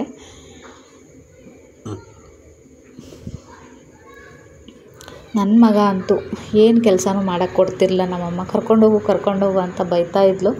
ಆದ್ರೂ ಇರಲಿ ಬಿಡಿ, ಆಟ ಆಡ್ಕೊಳ್ಳಿ, ಬೆಂಗಳೂರಿಗೆ ಬಂದರೆ ಈ ರೀತಿ ಆಡೋಕ್ಕೆ ಆಗಲ್ವಲ್ಲ ಅಂದ್ಕೊಂಡು ನಾನು ಅಲ್ಲೇ ಸ್ವಲ್ಪ ಹೊತ್ತು ಟೈಮ್ ಪಾಸ್ ಮಾಡಿಕೊಂಡು ಬಂದೆ. ಇದಾದಮೇಲೆ ನಾನು ಇದು ಯಾವ ರೀತಿ ಕ್ಲೀನ್ ಮಾಡ್ತಾರೆ ಅಂತಲೂ ಈ ವಿಡಿಯೋದಲ್ಲಿ ತೋರಿಸ್ಬಿಡ್ತೀನಿ ನೋಡಿ. ಇವಾಗ ಮುಗೀತು, ಎಂಡಲ್ಲಿ ಇದು ಸ್ವಲ್ಪ ನನ್ನ ಮಗನೂ ಆಡಲಿ ಅಂತ ನಮ್ಮಮ್ಮ ಈ ರೀತಿ ಆಟ ಆಡಿಸ್ತಿತ್ತು ಅಷ್ಟೇ. ಇದು ತುಂಬಾ ವೇಟ್ ಇರುತ್ತೆ, ಇವಾಗೆಲ್ಲ ಈ ರೀತಿ ಎಲ್ಲೂ ನೋಡೋಕ್ಕೆ ಸಿಗಲ್ಲ. ಅದಕ್ಕೋಸ್ಕರ ನಾನು ವಿಡಿಯೋ ಮಾಡ್ಕೊಂಬಂದಿದ್ದು. ಮೊದಲೆಲ್ಲ ಈ ರೀತಿ ಕಷ್ಟಪಟ್ಟು ಮನೆಯಲ್ಲೇ ಎಲ್ಲ ಕೆಲಸ ಮಾಡ್ತಿದ್ರು ನೋಡಿ. ಎಂಡಲ್ಲಿ ಇರೋದು ಸ್ವಲ್ಪ ಇರೋದೆಲ್ಲ ಬೇಗ ಬೀಳಲಿ ಅಂದ್ಕೊಂಡು ನಮ್ಮಮ್ಮ ಫಾಸ್ಟಾಗಿ ತಿರುಗಿಸ್ತಾಯಿತ್ತು. ಇವಾಗ ಉದ್ದಿನ ಬೇಳೆ ಮಾಡಿದ್ದು ಮುಗೀತು. ಇದು 1 ತಿಂಗಳು ಯೂಸ್ ಮಾಡೋವಷ್ಟು ರೆಡಿ ಮಾಡಿ ಇಟ್ಕೊಂಡಿರ್ತಾರೆ. ಆಮೇಲೆ ಉದ್ದನ್ನು ಹಾಗೆ ಒಣಗಿಸ್ಬಿಟ್ಟು ಮೂಟೆ ಕಟ್ಟಿಟ್ಟಿರ್ತಾರೆ. ಆಮೇಲೆ ತಿಂಗಳಿಗೆ ಆಗುವಷ್ಟು ಎಷ್ಟು ಬೇಕೋ ಅಷ್ಟನ್ನು ಮಾಡಿಕೊಂಡು ಈ ರೀತಿ ಹಳ್ಳಿ ಕಡೆ ಉದ್ದಿನ ಬೇಳೆನ ಯೂಸ್ ಮಾಡ್ಕೋತಾರೆ. ಇದಿಷ್ಟು ಮಾಡಿದ್ಮೇಲೆ ಇಷ್ಟೇ ಮುಗ್ದಿಲ್ಲ, ಮತ್ತೆ ಇದನ್ನು ಕ್ಲೀನ್ ಮಾಡ್ಕೋಬೇಕು, ಅದನ್ನು ಡಸ್ಟೆಲ್ಲ ತೆಗಿಬೇಕು. ತುಂಬಾ ಕೆಲಸ. ಅದಕ್ಕೆ ಹೇಳೋದು, ರೈತರ ಕಷ್ಟ ರೈತರಿಗೆ ಮಾತ್ರ ಗೊತ್ತಿರುತ್ತೆ. ಬೆಳೆಯೋದು, ತಿನ್ನೋದು, ಅದಕ್ಕೆ 3 ಹೊತ್ತು ಕೆಲಸನೇ ಹಳ್ಳಿ ಕಡೆ ಇರೋರಿಗೆ. ಫ್ರೀ ಅಂತಲೇ ಇರಲ್ಲ. ನಾವು ಸಿಟಿ ಕಡೆ ಇರೋರು ಹಂಗಲ್ಲ, ಏನೋ ಅಡುಗೆ ಮಾಡ್ಕೋತೀವಿ, ಮಕ್ಕಳನ್ನ ಸ್ಕೂಲಿಂದ ಕರ್ಕೊಂಬರೋದು ಅದು ಇದು ಇಷ್ಟೇ ಇರುತ್ತೆ. ಹಳ್ಳಿ ಕಡೆ ಆಗಲ್ಲ. ತೋಟ ನೋಡ್ಕೋಬೇಕು, ಮನೆ ಕೆಲಸ ಮಾಡಬೇಕು. ಮುಗಿಯೋದ ಕತೆ ಹಳ್ಳಿ ಹೆಂಗಸರಿಗೆ ಹ್ಯಾಟ್ಸಪ್ ಅಂತಲೇ ಹೇಳ್ಬೋದು ನೋಡಿ. ಇದಿಷ್ಟು ಮುಗಿದ್ಮೇಲೆ ಆಯ್ತಪ್ಪ ರೆಸ್ಟ್ ಮಾಡೋಣ ಅನ್ನೋಂಗಿಲ್ಲ. ಇದರಲ್ಲಿರೋ ಡಸ್ಟ್ ತೆಗಿಬೇಕು, ಕೆಳಗಡೆ ಬೀಳ್ತಾ ಇರೋದೆಲ್ಲ ವೇಸ್ಟೇಜು.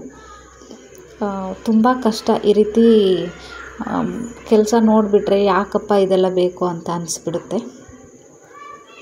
ಇಷ್ಟು ಕೆಲಸ ಮುಗಿಸ್ಕೊಂಡು ಮತ್ತೆ ಬೇರೆ ಕೆಲಸ ಮಾಡೋಕ್ಕೆ ಹೋಗ್ತಾರೆ. ನಾವು ಆಗಲ್ಲ. ಇಷ್ಟು ಕೆಲಸ ಮಾಡಿಕೊಂಡು ಎಷ್ಟೊತ್ತಿಗೆ ಕೂತ್ಕೋತೀವಿ, ರೆಸ್ಟ್ ಮಾಡ್ತೀವಿ ಅನ್ನೋ ಥರ ಅಂತ ಇರ್ತೀವಿ. ಬಟ್ ಅವರಿಗೆ ಮುಗಿಯೋದ ಕೆಲಸಗಳು ಅಂತಲೇ ಹೇಳ್ಬೋದು ನೋಡಿ. ಉದ್ದಿನ ಬೇಳೆ ಡಸ್ಟೆಲ್ಲ ಕ್ಲೀನ್ ಮಾಡಿದ್ದಾಯಿತು. ನೆಕ್ಸ್ಟ್ ಇಷ್ಟೇ ಅಲ್ಲ, ಇನ್ನೂ ಸ್ಟೆಪ್ ಬೈ ಸ್ಟೆಪ್ ತುಂಬ ಇದೆ. ಈ ವಿಡಿಯೋ ಇರಲಿ ಅನ್ನೋಕ್ಕೋಸ್ಕರ ನಾನು ವಿಡಿಯೋ ಮಾಡ್ಕೊಂಡಿದ್ದು. ನಾವು ಹೋಗೋದು ಅಂಗಡೀಲಿ ಬೆಳ್ಳಗಿರೋ ಉದ್ದಿನಬೇಳೆ ರೆಡಿನೇ ಸಿಗುತ್ತೆ, ಅದನ್ನು ತೊಗೊಂಬರ್ತೀವಿ. ಇವ್ರು ಹಾಗಲ್ಲ ನೋಡಿ. ಇದೆಲ್ಲ ನುಚ್ಚು ವೇಸ್ಟ್. ಇದು ಹಸುಗೆ ಹಾಕ್ತಾರೆ, ಅದನ್ನು ಕೋಳಿಗಳಿಗೂ ಹಾಕ್ತಾರೆ. ಏನು ಹಸು ಕೋಳಿ ಇಲ್ಲ ಅಂದರೆ ಅಡಿಕೆ ಮರದ ಬುಡಕ್ಕೆ ಹಾಕಿಬಿಡ್ತಾರಷ್ಟೆ.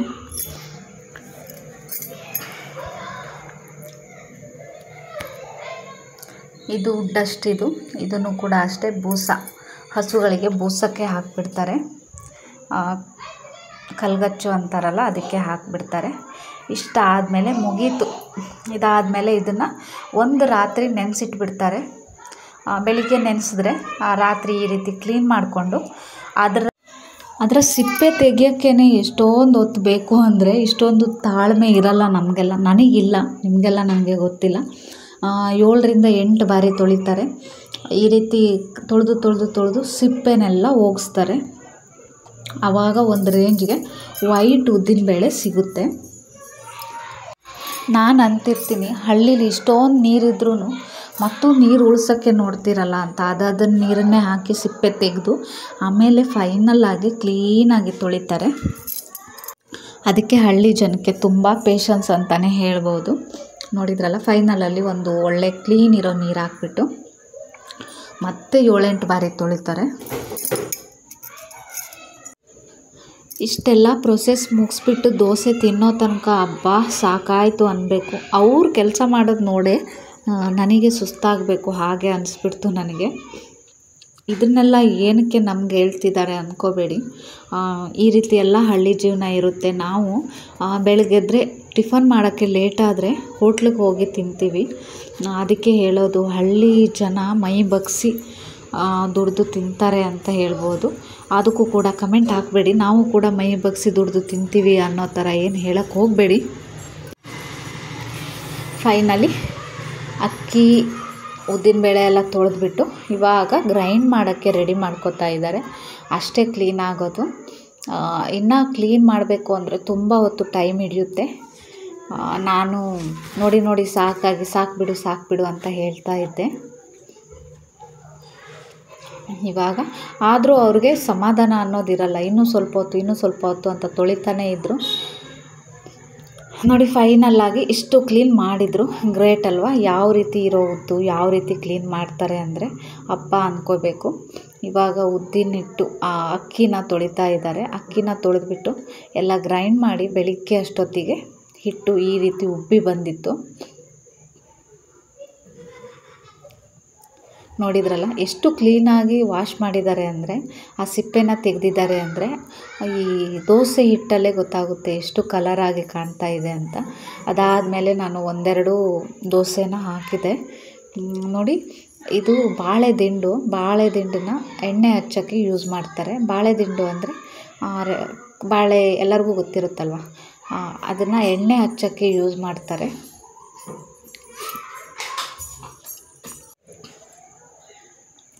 ಹಳ್ಳಿ ಕಡೆ ಡೈಲಿ ಆದರೆ ಆಲ್ಮೋಸ್ಟ್ ಬೆಳಿಗ್ಗೆ ಎಲ್ಲ ದೋಸೆನೇ ಮಾಡ್ತಾರೆ. ಒಂದು ನೀರು ದೋಸೆ ಬಿಟ್ಟರೆ ಉದ್ದಿನ ದೋಸೆ ಇಲ್ಲ ರೈಸ್ ಐಟಮ್ನ ಜಾಸ್ತಿ ಮಾಡ್ತೀವಿ. ಹಳ್ಳಿಗೂ ನಮಗೂ ಎಷ್ಟು ಡಿಫ್ರೆನ್ಸ್ ಅಲ್ವಾ? ಅದಕ್ಕೆ ಹಳ್ಳಿಯವರೆಲ್ಲ ಹೆಲ್ದಿಯಾಗಿರ್ತಾರೆ. ನಮ್ಮ ಸಿಟಿ ಸೈಡೆಲ್ಲ ಸ್ವಲ್ಪ ಅದು ಇದು ಕಾಯಿಲೆ ಅನ್ನೋದೇ ಹೆಚ್ಚು. ಫೈನಲಿ ಅವರು ಪಟ್ಟ ಪರಿಶ್ರಮಕ್ಕೆ ಈ ರೀತಿ ದೋಸೆ ರೆಡಿ. ಇದನ್ನು ಯಾಕೆ ತೋರಿಸ್ತಾ ಇದ್ದೀನಿ ಅಂದರೆ, ನಿನ್ನೆ ಸಂಜೆಯಿಂದನೂ ಉದ್ದಿನಬೇಳೆ ಇದು ಮಾಡೋದಂತೆ ಅದು ಇದು ಎಲ್ಲ ಮುಗಿಸಿ ಈ ಟಿಫನ್ಗೇನೆ ಅಲ್ವ ಅವರಷ್ಟು ಕಷ್ಟಪಟ್ಟಿರೋದು. ಅದನ್ನು ಕೂಡ ನಿಮ್ಮ ಜೊತೆ ಶೇರ್ ಮಾಡ್ಕೊಳ್ಳೋಣ. ಎಷ್ಟು ಕಷ್ಟಪಟ್ಟು ಯಾವ ರೀತಿ ದೋಸೆ ರೆಡಿ ಆಯಿತು ಅಂತ ತೋರಿಸೋಣ ಅನ್ನೋಕ್ಕೋಸ್ಕರ ಈ ವಿಡಿಯೋನ ಮಾಡಿದ್ದು ಅಷ್ಟೇ. ಇವಾಗ ದೋಸೆ ರೆಡಿ. ಇದಾದಮೇಲೆ ನಾನು ನೆಕ್ಸ್ಟು ನಮ್ಮ ಊರ ಕಡೆ ದೇವಸ್ಥಾನ ಹಾಗೆ ಅಕ್ಕಪಕ್ಕ ಒಂದು ಸ್ವಲ್ಪ ವೀಡಿಯೋಸ್ ತೆಗೆದಿದ್ದೀನಿ, ಅದನ್ನು ತೋರಿಸ್ತೀನಿ. ನೋಡಿದ್ರಲ್ಲ, ದೋಸೆ ರೆಡಿ. ಇನ್ನೊಂದು ದೋಸೆ ಹಾಕ್ಬಿಟ್ಟು ನಾನು ನೆಕ್ಸ್ಟ್ ವೀಡಿಯೋ ಕಡೆ ಹೋಗ್ತೀನಿ. ಏನು ಹೇಳಿದ್ದನ್ನೇ ಹೇಳ್ತಾರೆ ಅಂತ ಅಂದ್ಕೋಬೇಡಿ. ನನಗೆ ಎಡಿಟಿಂಗ್ ಮಾಡೋಕ್ಕೆ ಟೈಮ್ ಇಲ್ಲದೇ ಎಲ್ಲನೂ ಹಾಗೆ ಹಾಕ್ಬಿಟ್ಟಿದ್ದೀನಿ ನಾನು.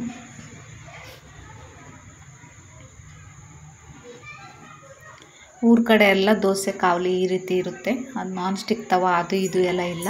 ನಾನು ಈ ಸರಿ ಬೆಂಗಳೂರು ಬರುವಾಗ ಈ ರೀತಿ ಒಂದು ತವಾನ ತೊಗೊಂಬರಬೇಕು ಅಂತ ಅಂದ್ಕೊಂಡಿದ್ದೀನಿ. ಇದಕ್ಕೆಲ್ಲ ಬಾಳಿಕೆ ಜಾಸ್ತಿ, ಅಮೌಂಟು ಕೂಡ ತುಂಬ ಕಮ್ಮಿ. 500, 600, 480 ಈ ರೀತಿ ಇರುತ್ತೆ. ನೋಡಿದ್ರಲ್ಲ ಎಷ್ಟು ಕಲರ್ಫುಲ್ ದೋಸೆ. ಉದ್ದು ಸೋಡಾ ಗಿಡ ಏನೂ ಹಾಕ್ದೇ ಈ ರೀತಿ ಸ್ಪೆಷಲ್ಲಾಗಿ ದೋಸೆನ ಹಳ್ಳಿ ಕಡೆ ಮಾಡ್ತಾರೆ. ಎಲ್ಲ ಹೋಮ್ ಮೇಡ್ ಅಂತಲೇ ಹೇಳ್ಬೋದು. ಉದ್ದು ಕೂಡ ಮನೇಲೇ ಬೆಳೆಸಿ ಎಂಡಿಂಗ್ ತನಕನೂ ಏನು ಔಟ್ಸೈಡಿಂದ ಇಲ್ಲದೆ ಎಲ್ಲ ಹೋಮ್ ಮೇಡ್ ಫುಡ್ ಅಂತಲೇ ಹೇಳ್ಬೋದು. ಅದಾದಮೇಲೆ ಮತ್ತೆ ಮಳೆ ಬಂದು ಸ್ಟಾಪ್ ಆಯಿತು. ಒಂದು ಬೆಳಕಾಗೋಷ್ಟರಲ್ಲಿ ಮತ್ತೆ ನೀರು ತುಂಬ್ಕೊಂಡ್ಬಿಟ್ಟಿದೆ ಸುತ್ತಲೂ ಕೂಡ. ಅದಾದಮೇಲೆ ನಮ್ಮ ಮನೆ ಹತ್ರ ನಾವು ದೇವಸ್ಥಾನಕ್ಕೆ ಹೋಗಿದ್ವಿ. ಆಚೆಯಿಂದ ಅಷ್ಟೇ ವೀಡಿಯೋ ಮಾಡಿದ್ದೆ ನಾನು. ನನ್ನ ಮಗ ಓಡ್ತಾ ಇದ್ದ ದೇವಸ್ಥಾನಕ್ಕೆ ಒಳಕ್ಕೆ ಹೋಗೋಕ್ಕೆ. ಹಳ್ಳಿ ಕಡೆ ಮತ್ತೆ ವೀಡಿಯೋ ಮಾಡ್ಕೊಂಡು ಕೂರೋದು ಬೇಡ, ಈ ಮಳೇಲಿ ಬೇಗನೆ ದರ್ಶನ ಮುಗಿಸ್ಕೊಂಡು ಹೋಗಿಬಿಡೋಣ ಅಂದ್ಕೊಂಡು ನಾನು ಬಂದೆ ಅಷ್ಟೇ. ಅದಾದಮೇಲೆ ಮನೆಗೆ ವಾಪಸ್ ಬರ್ತಾ ಅಕ್ಕಪಕ್ಕ ಎಲ್ಲ ಹಸುಗಳು. ನನ್ನ ಮಗನಿಗೆ ಇದೆಲ್ಲ ಹೊಸದಲ್ವ, ತುಂಬ ಖುಷಿಯಾಗಿ ಅವ್ರ ಅಜ್ಜಿ ಜೊತೆ ಹೋಗ್ತಾ ಇದ್ದ. ನಾನು ಹಿಂದೆಯಿಂದ ವೀಡಿಯೋ ನೋಡ್ಕೊಂಡು ಹೋಗ್ತಾ ಇದ್ದೆ. ನೋಡಿ, ಇದು ಎಲ್ಲಿ ನೋಡಿದ್ರೂ ನಮ್ಮ ಹಳ್ಳಿ ಕಡೆ ಚಿಕ್ಕ ಚಿಕ್ಕ ಬ್ರಿಡ್ಜ್ಗಳೇ ಜಾಸ್ತಿ. ಹಸುಗಳೆಲ್ಲ ಮೇಯ್ತಾ ಇರ್ತವೆ. ಇದು ಆ ಕಡೆ ಜನ ಈ ಕಡೆ ಬರೋಕ್ಕೆ ಚಿಕ್ಕದೊಂದು ಸಂಕ ಥರ ಕಟ್ಕೊಂಡಿದ್ದಾರೆ. ಇದು ಕೆಳಗಡೆ ನೀರು ಹರಿಯುತ್ತೆ. ಈ ರೀತಿ ಫುಟ್ಪಾತ್ನ ಸಂಕನ ಕಟ್ಕೊಂಡಿದ್ದಾರೆ. ಇಲ್ಲೆಲ್ಲ ಫುಲ್ಲು ನೀರು ಬಂದುಬಿಡುತ್ತೆ. ಇವಾಗ ಸ್ವಲ್ಪ ನೀರು ಕಡಿಮೆ ಇರೋದ್ರಿಂದ ಅಷ್ಟು ಗೊತ್ತಾಗಲ್ಲ. ಇದಾದಮೇಲೆ ನಮ್ಮ ಮನೆ ಹತ್ತಿರ ಇದನ್ನು ದಾಟಿ ನಾವು ಆಚೆ ಹೋಗಬೇಕು. ಹೆಂಗಪ್ಪ ಅಂತ ಅಂದ್ಕೋತಿರ್ಬೋದು. ಇದರಲ್ಲಿ ಫುಲ್ಲು ತುಂಬುವಷ್ಟು ನೀರು ಬರುತ್ತೆ. ಎಷ್ಟು ಕ್ಲೀನಾಗಿದೆ ನೋಡಿ ನೀರು. ಆಚೆ ನಮ್ಮಮ್ಮ ಆಚೆ ಹೋಗ್ತಾಯಿದ್ರು, ಹಾಗೆ ನಾನು ಈ ಕಡೆಯಿಂದ ಈಚೆ ದಾಟ್ಕೊಂಡ್ಬಂದೆ. ತುಂಬಾ ವೆದರ್ ನೇಚರ್ ಹೆಂಗಿರುತ್ತೆ ಅಂದರೆ ತುಂಬಾ ಚೆನ್ನಾಗಿರುತ್ತೆ ಹಳ್ಳಿ ಕಡೆ. ಈ ಹಳ್ಳಿ ಜೀವನ ಯಾರಿಗೆಲ್ಲ ಇಷ್ಟ ಅವರೆಲ್ಲ ಒಂದು ಕಮೆಂಟ್ ಮಾಡಿ ಈ ವಿಡಿಯೋ ಹೇಗಿದೆ ಏನು ಅಂತ. ಹಾಗೆ ನಾನು ಎಷ್ಟೊಂದು ಅಡಿಗೆ ರೆಸಿಪಿಗಳು ಶೇರ್ ಮಾಡ್ಕೊಂಡಿದ್ದೀನಿ, ಹಾಗೆ ರೆಮಿಡಿಗಳು, ಸ್ಕಿನ್ ಕೇರ್ ರೆಮಿಡಿಗಳು ಎಲ್ಲನೂ ಕೂಡ ಶೇರ್ ಮಾಡ್ಕೊಂಡಿದ್ದೀನಿ. ಯಾರೆಲ್ಲ ನನ್ನ ಚಾನಲ್ನ ಹೊಸದಾಗಿ ನೋಡ್ತಾ ಇದ್ದೀರಾ ಪ್ಲೀಸ್ ಹೋಗಿ ಚೆಕ್ ಮಾಡಿ, ನಿಮಗೂ ಕೂಡ ಯೂಸ್ಫುಲ್ ಅನಿಸ್ಬೋದು. ಇವತ್ತಿನ ವಿಡಿಯೋದಲ್ಲಿ ನಿಮಗೆ ರೆಸಿಪಿಗಳು ಇಷ್ಟ ಆದರೆ ಒಂದು ಲೈಕ್ ಕೊಟ್ಟು ಕಮೆಂಟ್ ಮಾಡೋದನ್ನ ಮರಿಬೇಡಿ. ಹಾಗೆಲ್ಲ ಯಾರು ನಮ್ಮ ಕಡೆಯಿಂದ ವೀಡಿಯೋಸ್ ನೋಡ್ತಾ ಇದ್ದೀರಾ ಅಂದರೆ ನಮ್ಮ ಉತ್ತರ ಕನ್ನಡದಿಂದ ವೀಡಿಯೋಸ್ ನೋಡ್ತಾ ಇದ್ದೀರಾ, ಒಂದು ಕಮೆಂಟ್ ಹಾಕಿ. ಹಾಗೆ ನಿಮ್ಮ ಹಳ್ಳಿ ಊರು ಯಾವುದು ಅಂತ ಅನ್ನೋದನ್ನು ಕೂಡ ಕಮೆಂಟ್ ಹಾಕಿ. ಇದನ್ನೆಲ್ಲ ಯಾಕೆ ಹೇಳ್ತಾ ಇದ್ದೀರಾ ಅಂದರೆ, ಹೌದು ಇಷ್ಟೊತ್ತು ಹಳ್ಳಿ ಜೀವನದ ಬಗ್ಗೆ ಒಂದು ಸ್ವಲ್ಪ ಬೋರಿಂಗ್ ಅನಿಸೋವಷ್ಟು ಮಾತಾಡಿದ್ನಲ್ಲ. ನಿಮ್ಮ ಹಳ್ಳಿ, ನೀವು ಕೂಡ ಹಳ್ಳಿಯಿಂದ ವೀಡಿಯೋಸ್ ನೋಡ್ತಾ ಇದ್ದರೆ ನೀವು ಕೂಡ ನಿಮ್ಮ ಹಳ್ಳಿ ಹೆಸರು ಹೇಳಿ ಅಂತ ಹೇಳ್ತಾ ಇದ್ದೀನಿ ಅಷ್ಟೇ. ಊರು ಇದರಿಂದ ಎಷ್ಟೊಂದು ವೀಡಿಯೋಸ್ ಮಾಡೋಕ್ಕೆ ಆಗಿಲ್ಲ. ವೀಡಿಯೋಸ್ ಮಾಡಿರೋದು ತುಂಬಾ ಇದೆ, ಎಡಿಟಿಂಗ್ ಮಾಡಬೇಕು. ಎಡಿಟಿಂಗ್ ಮಾಡೋಕ್ಕೂ ಕೂಡ ಟೈಮ್ ಇಲ್ಲದೆ ಇರೋದ್ರಿಂದ ಇವತ್ತು ಇದೇ ವಿಡಿಯೋದಲ್ಲಿ ಒಂದು ಸ್ವಲ್ಪ ಒಂದು ಅರ್ಧ ಕ್ಲಿಪ್ನ ಹಾಕೋಣ ಅಂದ್ಕೊಂಡು ಈ ವಿಡಿಯೋದಲ್ಲಿ ಸೇರ್ತಿದ್ದೆ ಅಷ್ಟೇ. ಇನ್ನೂ ಕೂಡ ಜಾಸ್ತಿ ವೀಡಿಯೋಸ್ ಇದೆ, ಹಳ್ಳೀಲಿ ಮಾಡಿರೋವಂಥ ತುಂಬ ವೀಡಿಯೋಗಳಿದೆ. ಆದಷ್ಟು ಬೇಗ ಎಡಿಟಿಂಗ್ ಮಾಡಿ ನಾನು ಅಪ್ಲೋಡ್ ಮಾಡ್ತೀನಿ. ಎಡಿಟಿಂಗ್ ಮಾಡ್ದೇ ಅಪ್ಲೋಡ್ ಮಾಡೋಕ್ಕೆ ಹೋದರೆ ಈ ರೀತಿಯೇ ಆಗುತ್ತೆ, ಬೋರಿಂಗ್ ಅನಿಸುತ್ತೆ ನಿಮಗೂ ಕೂಡ. ಇವಾಗ ನಾವು ಇದು ನಮ್ಮ ಮನೆಗೆ ವಾಪಸ್ ಬರ್ತಾ ಇರೋದು ನೋಡಿ. ಎಷ್ಟು ಚೆಂದ, ಯಾವುದೋ ಒಂದು ಫಿಲಮಲ್ಲಿ ತೋರಿಸ್ತಾ ಇರೋ ಥರ ಸೀನ್ ಬರ್ತಾ ಇದೆಯಲ್ಲ ಅಂತ ಅಂದ್ಕೋಬೇಡಿ. ಎಸ್, ಎಲ್ಲ ಕಡೆ ಮಳೆ ಅಲ್ವಾ, ಮಳೆ ಆಗಿರೋದ್ರಿಂದ ರೋಡ್ ಎಲ್ಲೆಲ್ಲಿ ಜಾಗ ಇದೆಯೋ ಎಲ್ಲ ಕಡೆನೂ ಗ್ರೀನ್ ಬೆಳ್ಕೊಂಡ್ಬಿಟ್ಟಿದೆ, ಹಸಿರು ಗಿಡಗಳು ಬೆಳ್ಕೊಂಡ್ಬಿಟ್ಟಿದೆ. ಅದಕ್ಕೆ ಇಷ್ಟು ಚೆನ್ನಾಗಿ ಕಾಣಿಸ್ತಾ ಇದೆ ಅಷ್ಟೇ. ನಾವು ಬರೋ ದಿನ ನಮ್ಮ ಅದೃಷ್ಟಕ್ಕೆ ಸ್ವಲ್ಪ ಬಿಸಿಲಿತ್ತು, ಹಾಗಿದ್ದರಿಂದ ನಾವು ಬೈಕ್ ಮೇಲೇ ಬಂದುಬಿಟ್ವಿ. ನೋಡಿ, ಯಾವುದೋ ಒಂದು ತಾಜ್ ಮಹಲ್ ಕಾಣಿಸ್ತಾ ಇದೆ ಅಂತ ಅಂದ್ಕೊಬಿಡಿ. ಇದು ಕೃಷ್ಣ ಟೆಂಪಲ್, ಇದು ಕೃಷ್ಣ ದೇವಸ್ಥಾನ. ಅದಾದಮೇಲೆ ಇಲ್ಲಿಂದ ಸ್ವಲ್ಪನೇ ದೂರ ಮನೆ ಬಂದುಬಿಡುತ್ತೆ. ನಾನು ಇಲ್ಲಿಗೆ ವಿಡಿಯೋನ ಎಂಡ್ ಮಾಡ್ತಾ ಇದ್ದೀನಿ. ನಮ್ಮ ಹಳ್ಳಿ ನೇಚರ್ ಯಾರಿಗೆಲ್ಲ ಇಷ್ಟ ಆಯಿತು ಒಂದು ಕಮೆಂಟ್ ಹಾಕಿ. ಮಳೆ ಬರೋದ್ರೊಳಗಡೆ ಮನೇನ ಸೇರ್ಕೋಬೇಕು ಅಂದ್ಕೊಂಡು ಸ್ಪೀಡಾಗಿ ಹೊರಟ್ವಿ ನಾವು. ಸ್ವಲ್ಪ ಬಿಸಿಲು ಇದೆ ಇಲ್ಲಿ. ಹೆಂಗಂದರೆ ಎಷ್ಟು ಮಳೆ ಬರುತ್ತೆ ಅಂದರೆ, ಬಿಸಿಲು ಇದ್ದಾಗಲೇ ದೋ ಅಂತ ಮಳೆ ಬಂದುಬಿಡುತ್ತೆ. ಆವಾಗ ಅಂತಾರೆ ಬಿಸಿಲು ಮಳೆ ಬಂತು, ಮಂಗನ ಮದುವೆ. ಹಳ್ಳಿ ಕಡೆ ಎಲ್ಲ ಹಾಗೆ ಹೇಳೋದು. ಮಳೆ ಟೈಮ್ ಬಿಸಿಲು ಬಂದಾಗ, ಮಳೆ ಸಡನ್ನಾಗಿ ಬಂದರೆ ಮಂಗಗಳು ಮದುವೆ ಆಗ್ತಾ ಇದ್ದಾರಂತೆ. ಆವಾಗ ವೆದರಲ್ಲಿ ಚೇಂಜ್ ಆಗಿ ಮಳೆ ಬಂದುಬಿಡುತ್ತಂತೆ, ಮಂಗನ ಮದುವೆ ಆಗಿಬಿಡುತ್ತೆ. ಅದಕ್ಕೇ ನಾವು ಸ್ಪೀಡ್ ಹೋಗ್ತಾ ಇದ್ದೀವಿ ಅಂತಲೇ ಹೇಳ್ಬೋದು. ಇವೆಲ್ಲ ಅಲ್ಲಲ್ಲೇ ಗೆಸ್ಟ್ ಹೌಸ್ ಥರ ಕಟ್ಕೊಂಡಿದ್ದಾರೆ ನೋಡಿ, ಎಷ್ಟು ಚೆನ್ನಾಗಿದೆ ಅಲ್ವಾ. ಮುಂದೆ ಇರೋದು ಸ್ವಲ್ಪ ಹಳೆ ಮನೆ, ಅದನ್ನು ಕೂಡ ಮುಂದೊಂದು ದಿನ ಚೆನ್ನಾಗಿ ಕಟ್ಟಿಸಿ ಚೆನ್ನಾಗಿ ದೊಡ್ಡ ಗೆಸ್ಟ್ ಹೌಸ್ ಥರ ಮಾಡ್ತಾರೆ. ನಮ್ಮ ಕಡೆ ಯಾರಿಗೆಲ್ಲ ಬರೋಕ್ಕೆ ಇಷ್ಟ, ಯಾರಿಗೆಲ್ಲ ಈ ನೇಚರ್ ಇಷ್ಟ ಆಗುತ್ತೆ ಅವರು ಒಂದು ಕಮೆಂಟ್ ಹಾಕಿ. ಹಾಗೆ ಇಲ್ಲಿ ಅಡ್ರೆಸ್ ಬೇಕು ಅಂದರೆ, ಯಾಕೆ ಬೇಕು ಅಂದರೆ ಈ ಥರ ವೆದರಲ್ಲಿ ಓಡಾಡೋಕ್ಕೆ ಯಾರಿಗೆಲ್ಲ ಇಷ್ಟ ಅವರೆಲ್ಲ ಹಾಯ್ ಅಂತ ಮೆಸೇಜ್ ಮಾಡೋದನ್ನ ಮರಿಬೇಡಿ. ಇನ್ನೇನು ನಮ್ಮ ಮನೆ ಹತ್ರ ಬಂದ್ವಿ ನಾವು. ಆವಾಗಲೇ ನಾನು ತೋರಿಸಿದಲ್ಲ, ಇಲ್ಲೆಲ್ಲ ನೀರು ತುಂಬಿಡುತ್ತೆ ಜಾಸ್ತಿ ಅಂತ. ಇವಾಗ ನಾನು ಡ್ಯಾಮ್ ಅಂದರೆ ನೀರನ್ನು ದಾಟೋಕ್ಕೆ ಡ್ಯಾಮ್ನ ತೋರಿಸಿದ್ದೆ. ಅದು ಯಾವುದು ಅಂತ ಗೊತ್ತಾಗಿಲ್ಲ ಅಂದರೆ ಈ ವಿಡಿಯೋದಲ್ಲಿ ತೋರಿಸ್ತೀನಿ. ನಾನು ದಾಟ್ತಾ ಇರೋ ವಿಡಿಯೋನೇ ನಾನು ನಿಮಗೆ ತೋರಿಸ್ತೀನಿ. ಯಾಕೆ ಹೇಳಿದೆ ಅಂದರೆ, ಅದನ್ನು ದಾಟೋಕ್ಕೆ ಭಯ ಆಗಲ್ವಾ ಅಂತ ಕೆಲವೊಬ್ಬರು ಅಂದ್ಕೋತಿರ್ತೀರ. ಇದು ನಮ್ಮ ಊರಿನ ದೇವಸ್ಥಾನ. ಇದು ಇಲ್ಲಿ ಕೈ ಮುಕ್ಕೊಂಡು ನಾವು ಇಲ್ಲಿಂದ ಹೊರಟ್ವಿ. ಈ ಡ್ಯಾಮ್ ಕಾಣ್ತಾ ಇದೆಯಲ್ಲ, ಇದನ್ನು ದಾಟೋಕ್ಕೆ ಭಯ ಆಗಲ್ವಾ ಅಂತ ಕೇಳ್ತಾ ಇರ್ಬೋದು. ಖಂಡಿತವಾಗ್ಲೂ ಭಯ ಆಗುತ್ತೆ. ಬಟ್ ನಮಗೆ ಯಾಕೆ ಭಯ ಇಲ್ಲ ಅಂದರೆ ತುಂಬ ಚಿಕ್ಕವರಿದ್ದಾಗಲಿಂದನೂ ನಾವು ಇಲ್ಲೇ ಓಡಾಡ್ಕೊಂಡಿದ್ದವರಲ್ವ. ಇದನ್ನು ನೀರು ಫುಲ್ ಮುಳುಗಿದ್ರೂ ಕೂಡ ನಮ್ಮ ಅಪ್ಪನೋ ಅಮ್ಮನೋ ಕೈ ಹಿಡಿದು ದಾಟಿಸಿ ಸ್ಕೂಲಿಗೆ ಕಳಿಸ್ತಾಯಿದ್ರು. ಅದಕ್ಕೋಸ್ಕರ ರೂಢಿ. ಬಟ್ ನನ್ನ ಮಗ ಚಿಕ್ಕವನಿರೋದ್ರಿಂದ ಕೈಯಲ್ಲಿ ಸ್ವಲ್ಪ ಮಿಸ್ಕಾಡ್ತಾನೆ, ಎಲ್ಲಾದರೂ ಬ್ಯಾಲೆನ್ಸ್ ತಪ್ಪಿಸ್ಬಿಡ್ತಾನೆ ಅನ್ನೋಕ್ಕೋಸ್ಕರ ಅಷ್ಟೇ ಭಯ. ಹೆಂಗೋ ಬೇಗ ದಾಟ್ಕೊಂಡ್ಬಿಟ್ಟೆ ಭಯದಲ್ಲೇ. ನೋಡಿದ್ರಲ್ಲ ಯಾವ ರೀತಿ ಇರುತ್ತೆ ಹಳ್ಳೀಲಿ. ನಮ್ಮ ಹಳ್ಳೀಲಿ ತುಂಬಾ ಎಲ್ಲಿ ನೋಡಿದ್ರೂ ನೀರು, ಸುತ್ತಮುತ್ತಲೂ ನೀರು ಅಂತಲೇ ಹೇಳ್ಬೋದು. ಇಲ್ಲೆಲ್ಲ ಲಾಸ್ಟ್ ಟೈಮ್ ನೀರು ಬಂದಾಗ ಫುಲ್ ಮುಳುಗೋಗಿತ್ತಂತೆ. ಅಂಥ ಟೈಮಲ್ಲಿ ಅಲ್ಲಿ ಮರ ಕಾಣಿಸ್ತಾ ಇದೆಯಲ್ಲ, ಅದು ತೆಂಗಿನ ಮರ ಮುರಿದು ಬಿದ್ದಿರೋದು. ಇಲ್ಲಿ ಯಾವುದೋ ಫಿಲಮಲ್ಲಿ ಶೂಟಿಂಗ್ ಥರ ಕಾಣಿಸ್ತಾ ಇದೆ ನೋಡಿ, ಎಷ್ಟು ಚೆನ್ನಾಗಿದೆ ಅಲ್ವಾ. ನೀರಿರೋ ತನಕ ಮಾತ್ರ ಇಷ್ಟು ಚೆನ್ನಾಗಿ ಕಾಣುತ್ತೆ ಅಷ್ಟೇ. ನೀರು ಆರಿದ ಮೇಲೆ ಸ್ವಲ್ಪ ಬಿಕೋ ಅನಿಸುತ್ತೆ ಅಷ್ಟೇ. ನೀರಿದ್ದಾಗ ನೋಡೋಕ್ಕೆ ಚಂದ ಅಷ್ಟೇ. ಇವಾಗ ಇಷ್ಟೇ, ಮನೆಗೆ ಬಂದ್ವಿ. ಇವೆಲ್ಲ ಮಾಮೂಲಿ ಮನೆ ಮುಂದೆ ಇರೋ ಸೀನ್ಗಳು. ಎಲ್ಲಿ ನೋಡಿದ್ರೂ ಗದ್ದೆಲೆಲ್ಲ ನೀರು. ಹಳ್ಳಿ ಕಡೆ, ಹಳ್ಳಿ ಜೀವನ ಅವ್ರಿಗೆಲ್ಲ ಇದು ಗೊತ್ತಿರುತ್ತೆ. ಯಾರಿಗೆಲ್ಲ ಈ ವಿಡಿಯೋ ಇಷ್ಟ ಆಯಿತು ಒಂದು ಲೈಕ್, ಹಾಗೆ ಯಾರೆಲ್ಲ ಸಬ್ಸ್ಕ್ರೈಬ್ ಮಾಡದೆ ವೀಡಿಯೋಸ್ ನೋಡ್ತಿದ್ದೀರಾ ಪ್ಲೀಸ್ ಸಬ್ಸ್ಕ್ರೈಬ್ ಮಾಡಿಕೊಂಡು ಸಪೋರ್ಟ್ ಮಾಡಿ ಅಂತ ಹೇಳ್ತಾ, ಕೆಲವೊಬ್ಬರಿಗೆ ವಿಡಿಯೋ ಬೋರಿಂಗ್ ಆಗಿರ್ಬೋದು, ಅಂಥವರು ಸ್ಕಿಪ್ ಮಾಡಿಕೊಂಡು ವಿಡಿಯೋ ನೋಡಿ, ಏನು ಬೇಜಾರಿಲ್ಲ. ಮತ್ತೆ ಅದಕ್ಕೇನಾದರೂ ಒಂದು ಕಮೆಂಟ್ ಹಾಕೋಕ್ಕೆ ಹೋಗಬೇಡಿ. ಹಳ್ಳಿ ವೆದರ್ನ, ಹಳ್ಳಿ ಜೀವನನ ತೋರ್ಸೋಕ್ಕೆ ಈ ವಿಡಿಯೋನ ಮಾಡಿದ್ದು ಅಷ್ಟೇ. ಹಾಗೆ ಇವತ್ತಿನ ರೆಮಿಡಿಗಳು ಇಷ್ಟ ಆದರೆ ಫಾಲೋ ಮಾಡಿ. ಮತ್ತೆ ಹೊಸ ವಿಡಿಯೋದೊಂದಿಗೆ ಮತ್ತೆ ಬರ್ತೀನಿ. ಅಲ್ಲಿ ತನಕ ಟೇಕ್ ಕೇರ್, ಬಾಯ್.